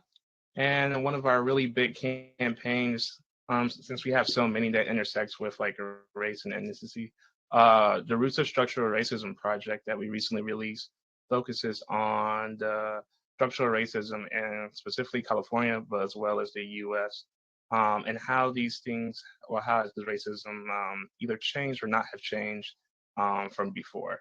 And has provided a way for us to sort of engage with this, not that everything is like surface level. And this project has been featured in Time Magazine, CNN, New York Times, The Atlantic, Wall Street, Political, and like so many other places if you're interested in just giving a quick Google search. Yeah. If you hit the next slide for me, please. And it just shows particularly that we have a recent project that we came out with the Structural Racism Remedy Repository. And in short, basically, it's like a wiki of policy solutions for structural racism for California and the US. Yes, we recently released that, and that's in connection with our structural racism project. So we're looking forward to using those like policy and research to kind of shape things up. Thanks again for listening.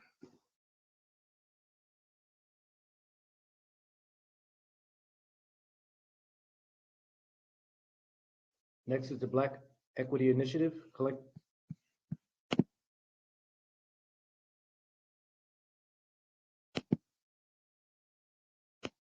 Good afternoon. I'm Pastor Samuel Casey of the Black Equity Initiative, Executive Director of Congregations Organized for Prophetic Engagement, or COPE. We're one of the co-conveners and co-creators of the Black Equity Initiative in the Inland Empire, which is situated in Southern California, two of the largest counties in the state of California, really in the United States. Our network is comprised of 45 Black-led or Black empowering organizations, and today, the true testament of us coming together to be able to present to this august body just the powerful work that we believe is going to continue to happen through the work of the reparations. The Black Equity Initiative, we are a coalition that was formed in 2014 with really a general desire to shape and improve the Black community here in San Bernardino and Riverside County by leading campaigns that would empower and organizing around education and policy and practice change. The strategies that we employ focused on systems change and policy change in the areas of civic engagement, criminal justice reform, transformative work around housing, specifically for those who have been system impacted and their families, around housing justice, health equity, education equity, and economic liberation. Our reach, as stated earlier, is based in the Inland Empire communities of San Bernardino and Riverside counties. Next slide, please. Here's some of our work. We were one of the very first counties in the state of California to declare racism as a public health crisis here in San Bernardino County and push other municipalities to follow suit likewise. We're constantly being led by our faith and community leaders. We build and organize people power. And really what we want at the end of the day is system and practice change. We build and restore our people in our communities where harm has been done specifically to Black bodies. We're excited about the work that we've engaged in. And recently, just out of this fund that was created, $5 million fund established through the Black Equity Initiative, just recently funded some 20 plus organizations to the tune of over $770,000, close to $800,000 in funding for those Black-led, Black empowering organizations. Thank you so much for having the opportunity to present, and we look forward to the empowering work that's continuing to take place through these efforts. God bless. Thank you for a terrific presentation. Last but not least, we have the African Black Coalition. Thank you. Thank you. Hi, everyone. Good afternoon. My name is Miranda X, and I'm representing the African Black Coalition. We are, and you can select the next slide. Thank you. We are a statewide youth development organization that trains African and Black students in leadership development, political education, and community engagement and organizing. We're privileged to be entering our 20th year as an organization. One of our ancestors once said that it's not that Black people are outnumbered, it's that we are out-organized. So we at the African Black Coalition strive to strategically train and unite African and Black students throughout the state of California in everything that we do. So when it's time for us to really advocate and to fight, there's an organized body of people pushing back and making things happen. Of course, our mission as an organization is to liberate all African people, and we do this through organizing Black college students, because we understand that college students are exposed and privy to information and resources that can be helpful and life-changing to our communities. We train our college students on how to become better leaders, how to run effective organizations, and how to really just be change agents in their local communities, on campus, and the overall African diaspora. We do this through our leadership and organizing institutes, our Black City Lobby Day, our Black Student Leadership Training, Camp Uhuru, and of course, our African Black Coalition Conference. And if you want to learn more about us and the work that we do, please feel free to visit our website and visit Instagram at African Black Coalition. But we are definitely thankful to be a part of this effort to ensure that youth voice are included when we're discussing reparations and what that means to us. So thank you for your time.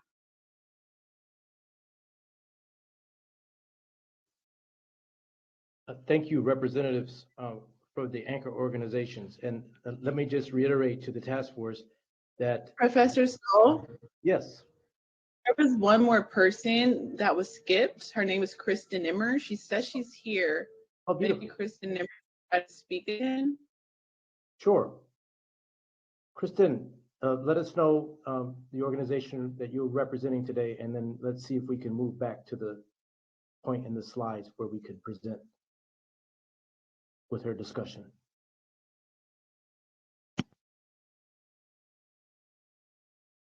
Kristen Nimmers? No, we still can't hear you. He's talking in the moderator chat, but we can't hear you. Sorry about that.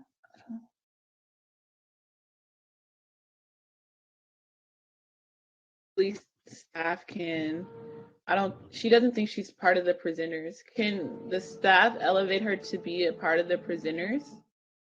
Yeah, I don't see her name as part of the presenters.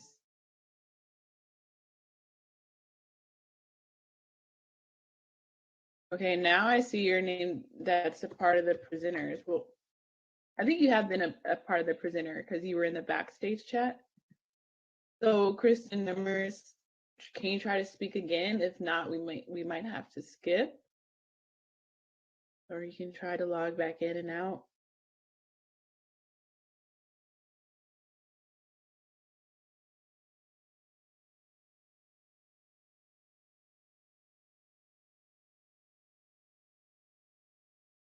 He or hear you. Maybe you can try to call in from oh, we see you now. Okay, can you try to speak? No, we cannot hear you. I'm so sorry about that. This is so unfortunate. I don't know if you can try to call in with your phone. That way we can hear you and your video will stay the same. So I don't know if you can, let me see, I'll drop the agenda link into the chat, which will have the information for how to call in. And now I'm doing this because this is ceremonial in nature and I want to make sure that we are recognizing all the anchor organizations that have been selected. Just give me a minute.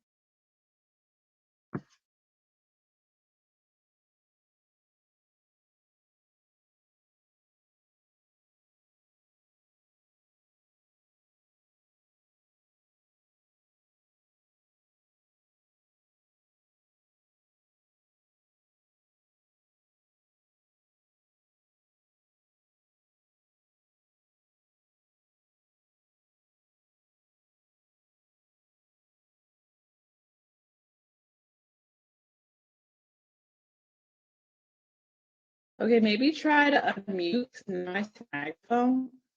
So try to use your computer to unmute and speak. You're still on mute. Okay, try to speak.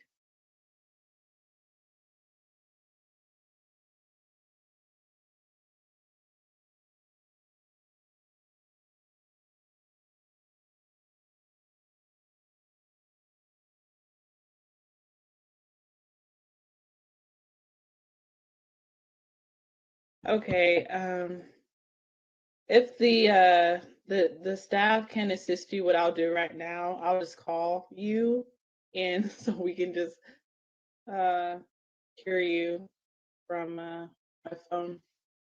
Give me a minute.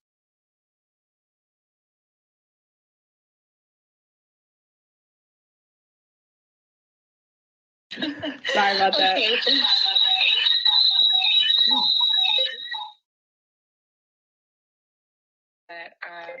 That we're having all of these technical issues. Thank you for making sure that I was able to speak and talk to you all.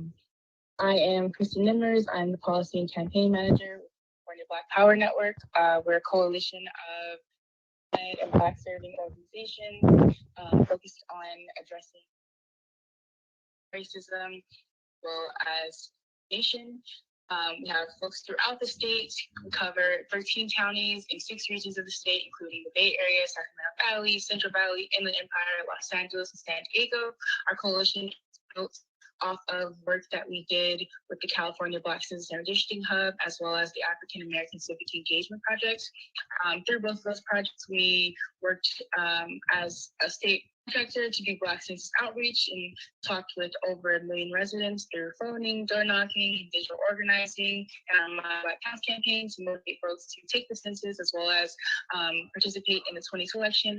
We also engaged hundreds of community leaders and residents in community conversations during the state's redistricting process, and then we're currently developing a comprehensive multi-issue policy agenda that will drive our work and our focus in the future, and will concentrate around bettering the lived conditions of Black Californians. So thank you all for having me and for allowing me to speak. Thank you so much. And I'll turn it back over to Professor Stoll. Thank you for the problem-solving abilities and for the patience of the task force. So that ends the presentations of the anchor organizations. As I indicated at the beginning of the presentations, that we are in the formative yet developed stages of identifying the community listening sessions, site locations, formats, themes, etc. Tomorrow we will have our second formal meeting where we take a deeper dive in identifying these areas of opportunity, as well as the type of community listening sessions each anchor organization will hold. In addition, as you know, we have in place a project facilitator, as well as communication firms who will be working with the anchor organization in messaging, as well as in communicating the ideas that the task force mission and objectives. As well, Bunch is also involved in developing a statewide representative survey around reparations, looking at the specific kinds of supports, policy supports that people may or may not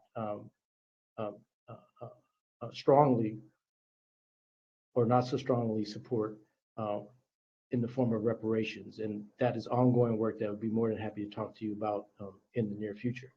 But before I present a video that Member Grills thought would be apropos for today's meeting, I wanted to stop there and see if there were any questions from the task force members about what you've heard today, or about any of the logistics or otherwise with regard to the community listening sessions, that I could provide answers to the best of my knowledge and ability so far. So let me stop there before I move on and share the video and see if there's any questions. Vice Chair Brown, you're recognized. Yes, Madam Chair, members of the task force. I'm looking for a demographically and qualitative engagement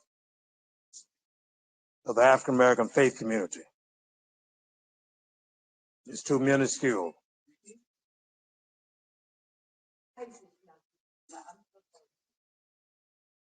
What ideas you have in mind about that? During the planning sessions of the anchor organization, we are going to take an accounting of the areas and the populations and the membership organizations that each anchor organization intends to recruit, cover, and include in their community listening session meetings. So, but Doc, you don't marginalize African Americans' faith and spiritual communities. oh no, And no. but what I heard, hear me, please. What I heard, I did not hear a quality and quantitative engagement of that community across the state.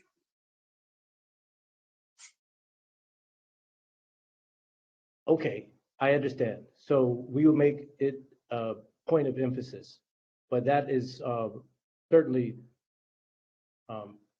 would be part of our charge. All right, thank you. Important part, central part. Okay, great. Vice Chair Brown, did you have any other questions? Thank you for that. Thank you. Thank you. Yeah, thank you for that. I had a follow-up question to Professor Stoll on behalf of the community organizations present. I know the clear expectation is that these community organizations will organize, certain sets of listening sessions, but is also part of the expectation is for these organizations to also like publicize or help to publicize like future formal hearings, whether they be virtual or in person.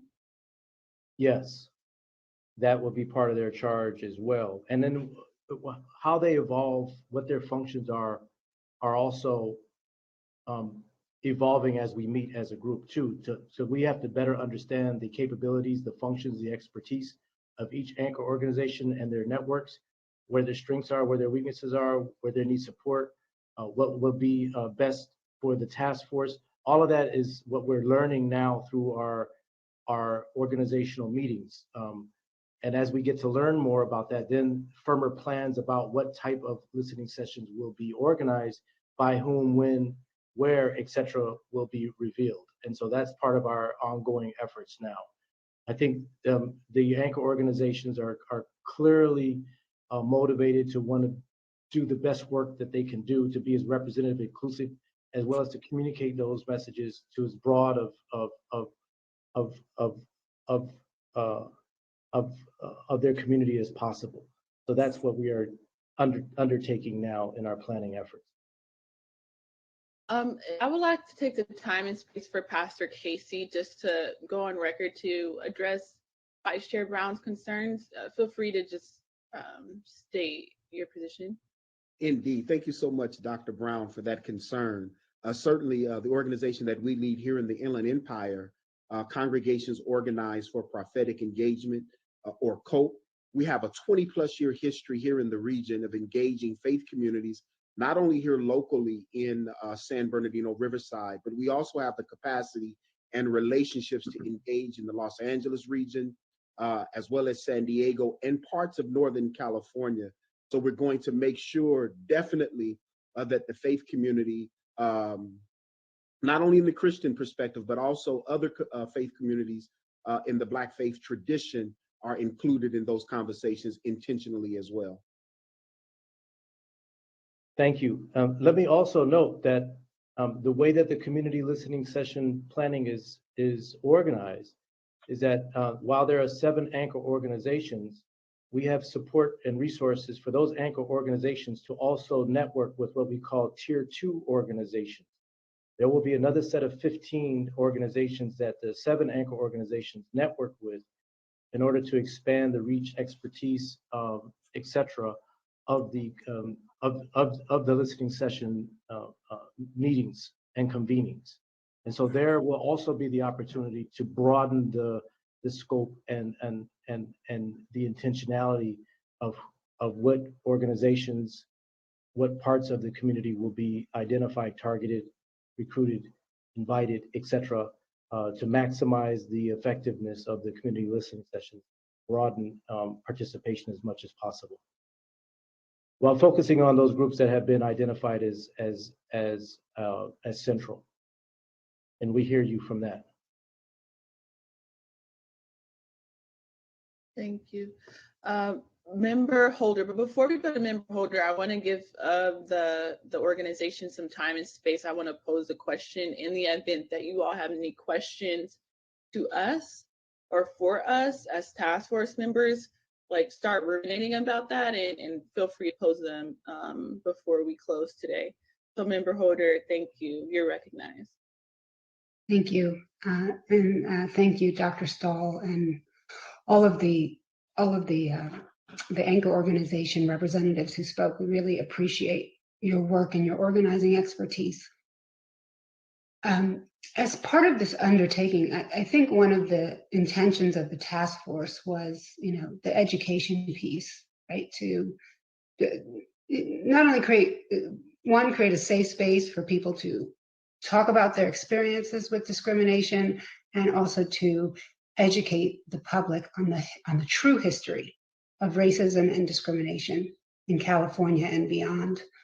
And one of the deliverables that the task force is going to produce that is going to be critical to that education piece is the report, which is going to be maybe 1,000-page report that's going to be coming out this June. It is packed with information and an accurate history of racism in this state and in the country. And so I think it's going to be really important to partner with the anchoring organization. That report gets out to academics, students, the entire community of listeners, and the community that wants to heal and be a part of this process. So I was just wondering whether, given how short the time frame is, that report's coming out in just a few months, whether you all have given some thought to how you're going to leverage that report in this process. Not as deeply as we will, given what you've said. But let me also say that I think is part of the reason why Member Grills and by association me, wanted the communication firms to be on board, because part of what they will be doing is not only helping anchor organizations in their messaging, but also to be able to communicate the ideas, I think ultimately, of the task force to move the needle of public opinion on harm and reparations for African Americans. Part of their charge is to be able to have a narrative that broad swaths of people in California, not only African Americans, but importantly other groups, to see the importance of harm and why the question of reparations is so important. I think ultimately that is part of what we hope we're able to achieve with the listening session, not only to get people to come in and talk about their stories, but it's also about being able to communicate those stories in a way that people see that there's a reason that people can see a different view if they had, other positions on discrimination and remedy. Because I think that's what we want. I mean, ultimately, we want to be able to move the needle at the state level in the legislature to be able to ask the question of what's possible for redress. And I think you broaden the options when you have more support. And I think part of what the communications job will be doing, because we'll be using various forms of media, including radio, et cetera, to be able to create this narrative about why this commission is important. what is it that they're tackling, and why it's necessary to propose solutions. So I think in that sense, the model for community engagement is important, because it's not only getting input, but it's also using that input to opinion around the central questions that you, the task force members, are charged with.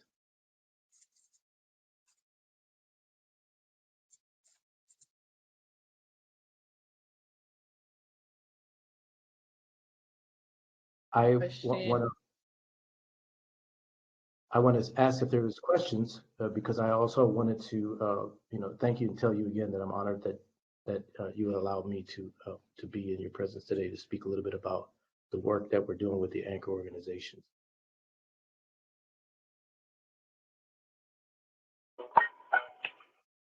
Mila? Yes, Member Tamaki, you're recognized. Chair Moore. I made this comment to Professor Stoll and the other anchor organizations in one of the early, I think the first meeting, but just sharing some experience of the Japanese American redress and reparations hearings. When the movement started out, and I remember I was there, there wasn't much attention really. But when the hearings started, and hearings, I have to confess, I was pretty dismissive of. I didn't think they were going to be that crucial. But the stories that came out, the personal ones, were so dramatic that even family members had not heard them before. And part of the reason they didn't hear them is because they're too unpleasant to talk about. People wanted to move on, or they were so normal that people kind of felt it was no big deal.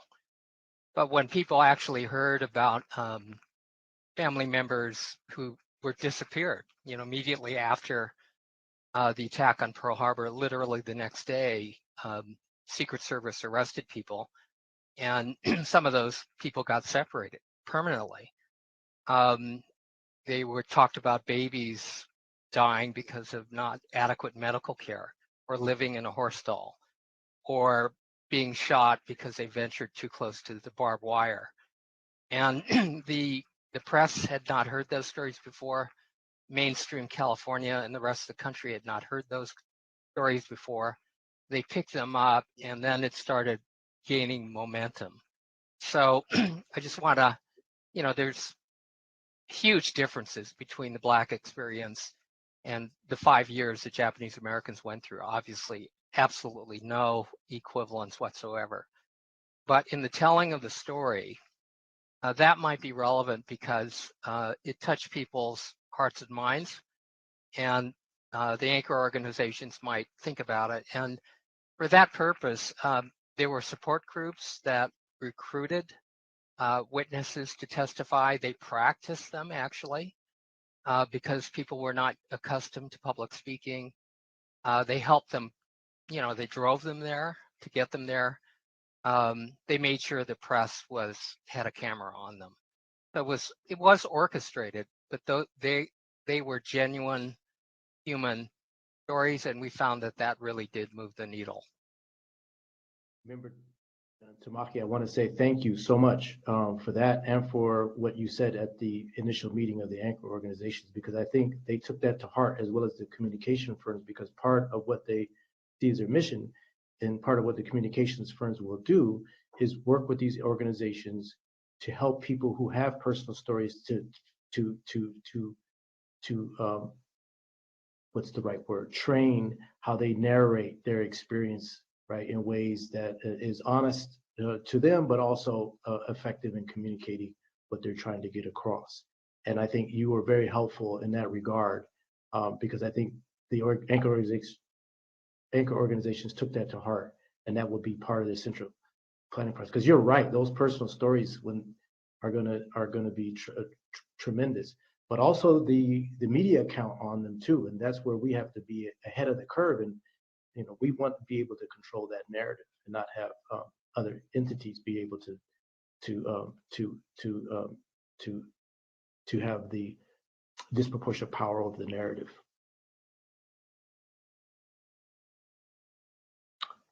I am also charged with sharing a video.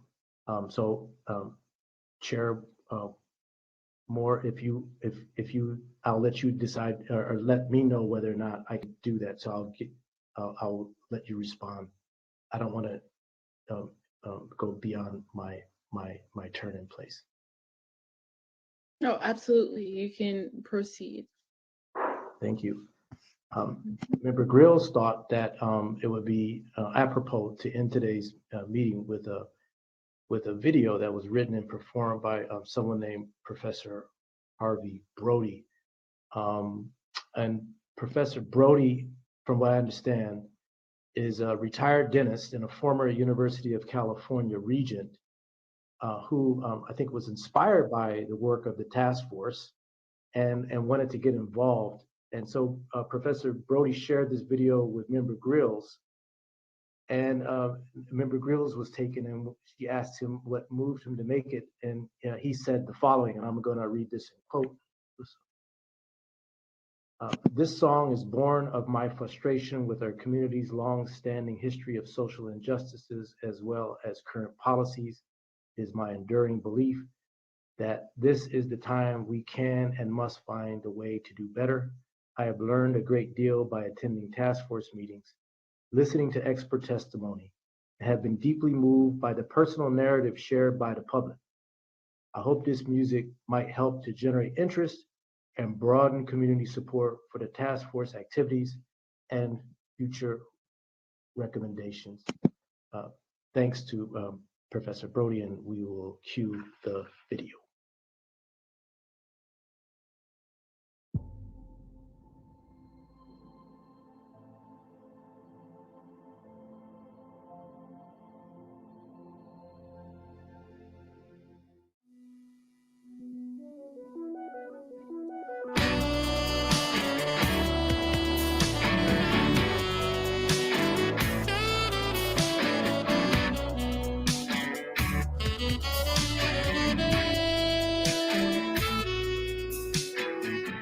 Families ripped apart, couldn't be any worse. Kidnapped, chained, and sold, that's the curse. Tried to learn and listen to hear all sides, but there is truth and there are lies. You built your wealth in creating the hood and increased the gap any way that you could. Now hear me out, the train's leaving the station. My next stop, reparations. Some say no way, why should I pay? I did no wrong back in the day. I say no way, I say you pay. Break it, you buy it, we broke it. Break it, you buy it, let's own it. Break it, you buy it, we broke it. Break it, you buy it, let's own it.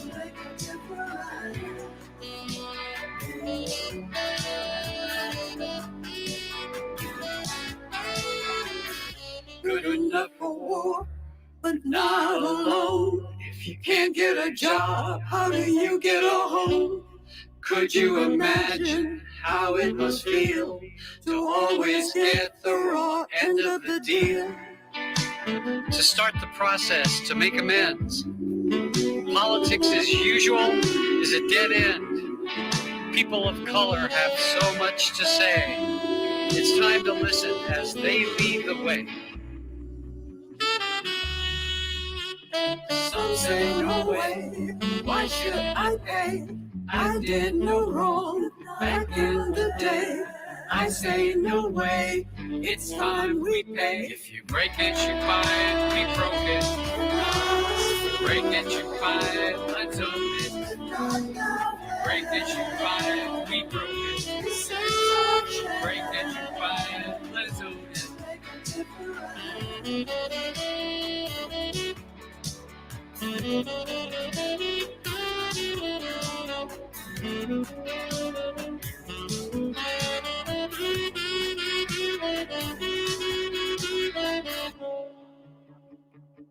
If not us, who?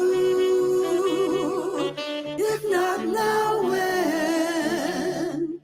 This is our chance. to make a difference.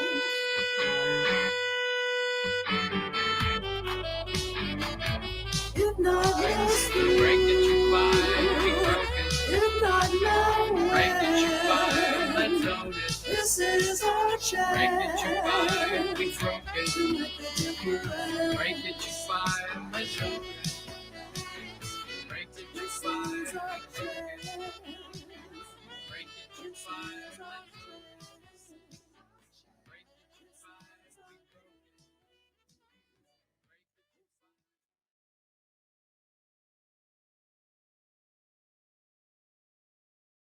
Great. Thank you so much, Professor Stoll, for that video. That is super inspiring. Yeah, and I always say when the arts, when arts and culture, when those movements get into and intersect with political movements, that's where we're really seeing progress. So I think that was a great video. Thank you so much for that, and I hope to see more inspired through these task force efforts. That means we're doing a good job. Thank you for having me today. Thank you for having the anchor organizations present. I know they can't all speak, but I'm sure they would say that as well.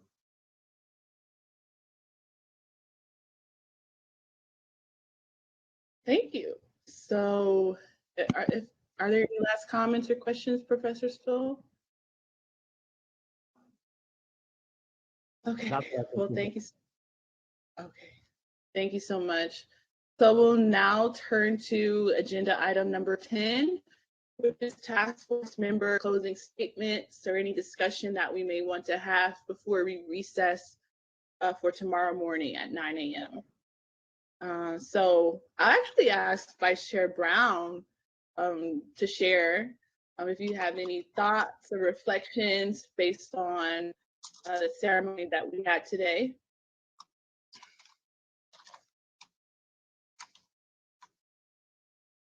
As I said just earlier, Madam Chair, I'm serious. I think that the presenters nailed down from all angles why reparations makes sense for us. The only thing that remains to be addressed in my estimation is, does the body politic have the will to atone and to act, do something about it? And when Dr. Mary Frances Berry started mentioning about how Black teachers were sent out of the state of Mississippi and those southern states to go to northern schools, which was more challenging and required more energy and money. That was taxpayers' money being used. And yet white students, white families, white churches were living the life of Riley at our expense. And then that clip that was played of Dr. King way back in his day. You see a lot of these folks reading today even won't just quote Dr. King, quote Dr. King. The oratory, the poetry, the I Have a Dream. But they don't want to deal with the fact that over 50% of that speech at the March on Washington was about economic and political injustice. In fact, before he died in 1968, 4th of April, the sermon that he was preparing to preach was, "Will America go to hell? Will America go to hell?"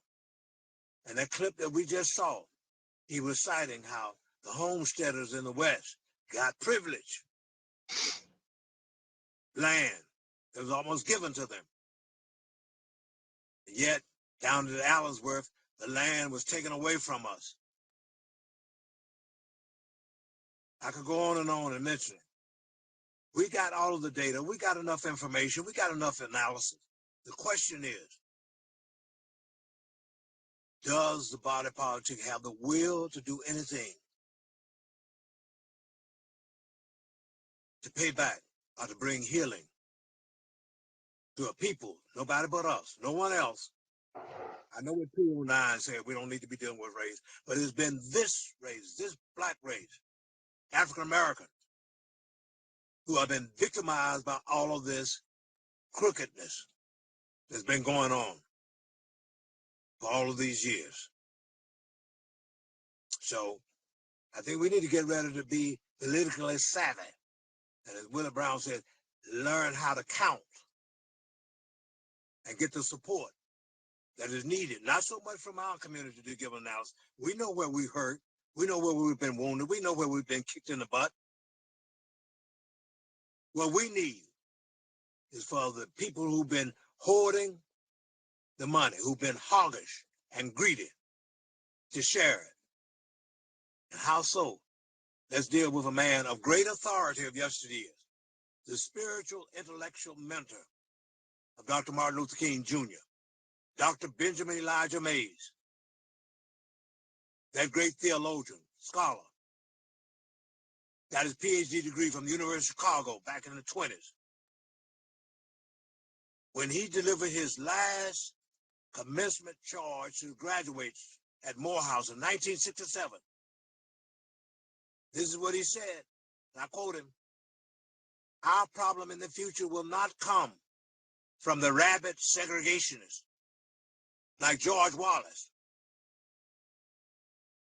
of Alabama, Barnett of Mississippi, Faubus of Arkansas, or Lester Maddox even of Georgia." That old man said, "Our problem in the future will come from the so-called progressive liberal whites who will wine and dine you at the swankiest of hotels, sip tea with you, but will refuse to share political and economic power with you." Now we're going to see whether or not California's body politic is ready on this question of reparations. Play catch up and share with us real economic power. Share with us the political power that gets things done through the political process. Thank you, Madam Chair, and members of the task force. Thank you so much, Vice Chair Brown, for those moving reflections. Are there any other comments from our task force members today?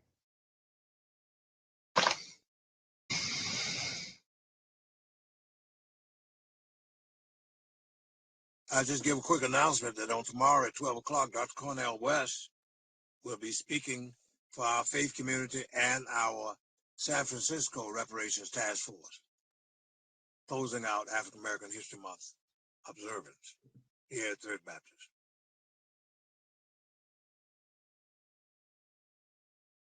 Senator Bradford, you are recognized. Thank you, Madam Chair. And I just would like to echo a little bit of what Dr. Brown just stated, and not only the political will of this task force, but I really encourage you to start having the conversation with the legislature.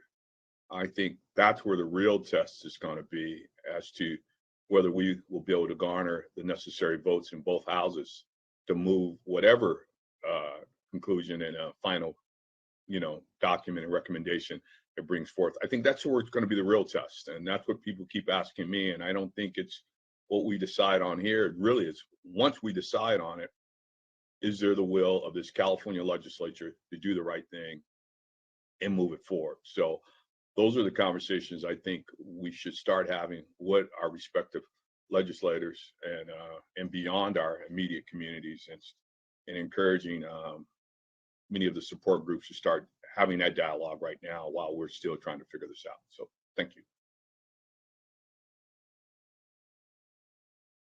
Absolutely. Thank you. So it's 4:15 and I am conscious of time, and we do have a full day tomorrow. So we can reconvene tomorrow if there aren't any other comments, questions, or reflections from our esteemed task force members.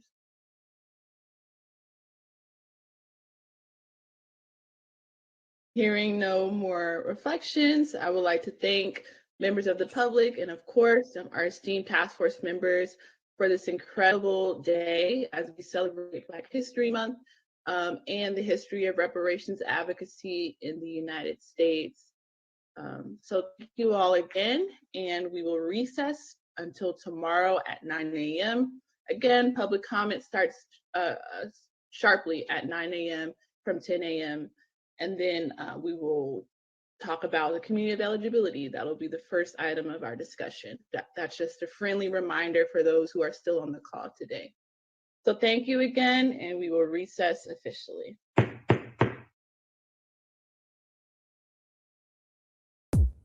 The 7th California Reparations Task Force meeting is scheduled for February 23rd and February 24th. All California Reparations Task Force meetings are open to the public and welcome public comment. Amend the Mass Media Group provides coverage of all California Reparations Task Force meetings. Tune in, tap in, and testify. Reparations Now fam,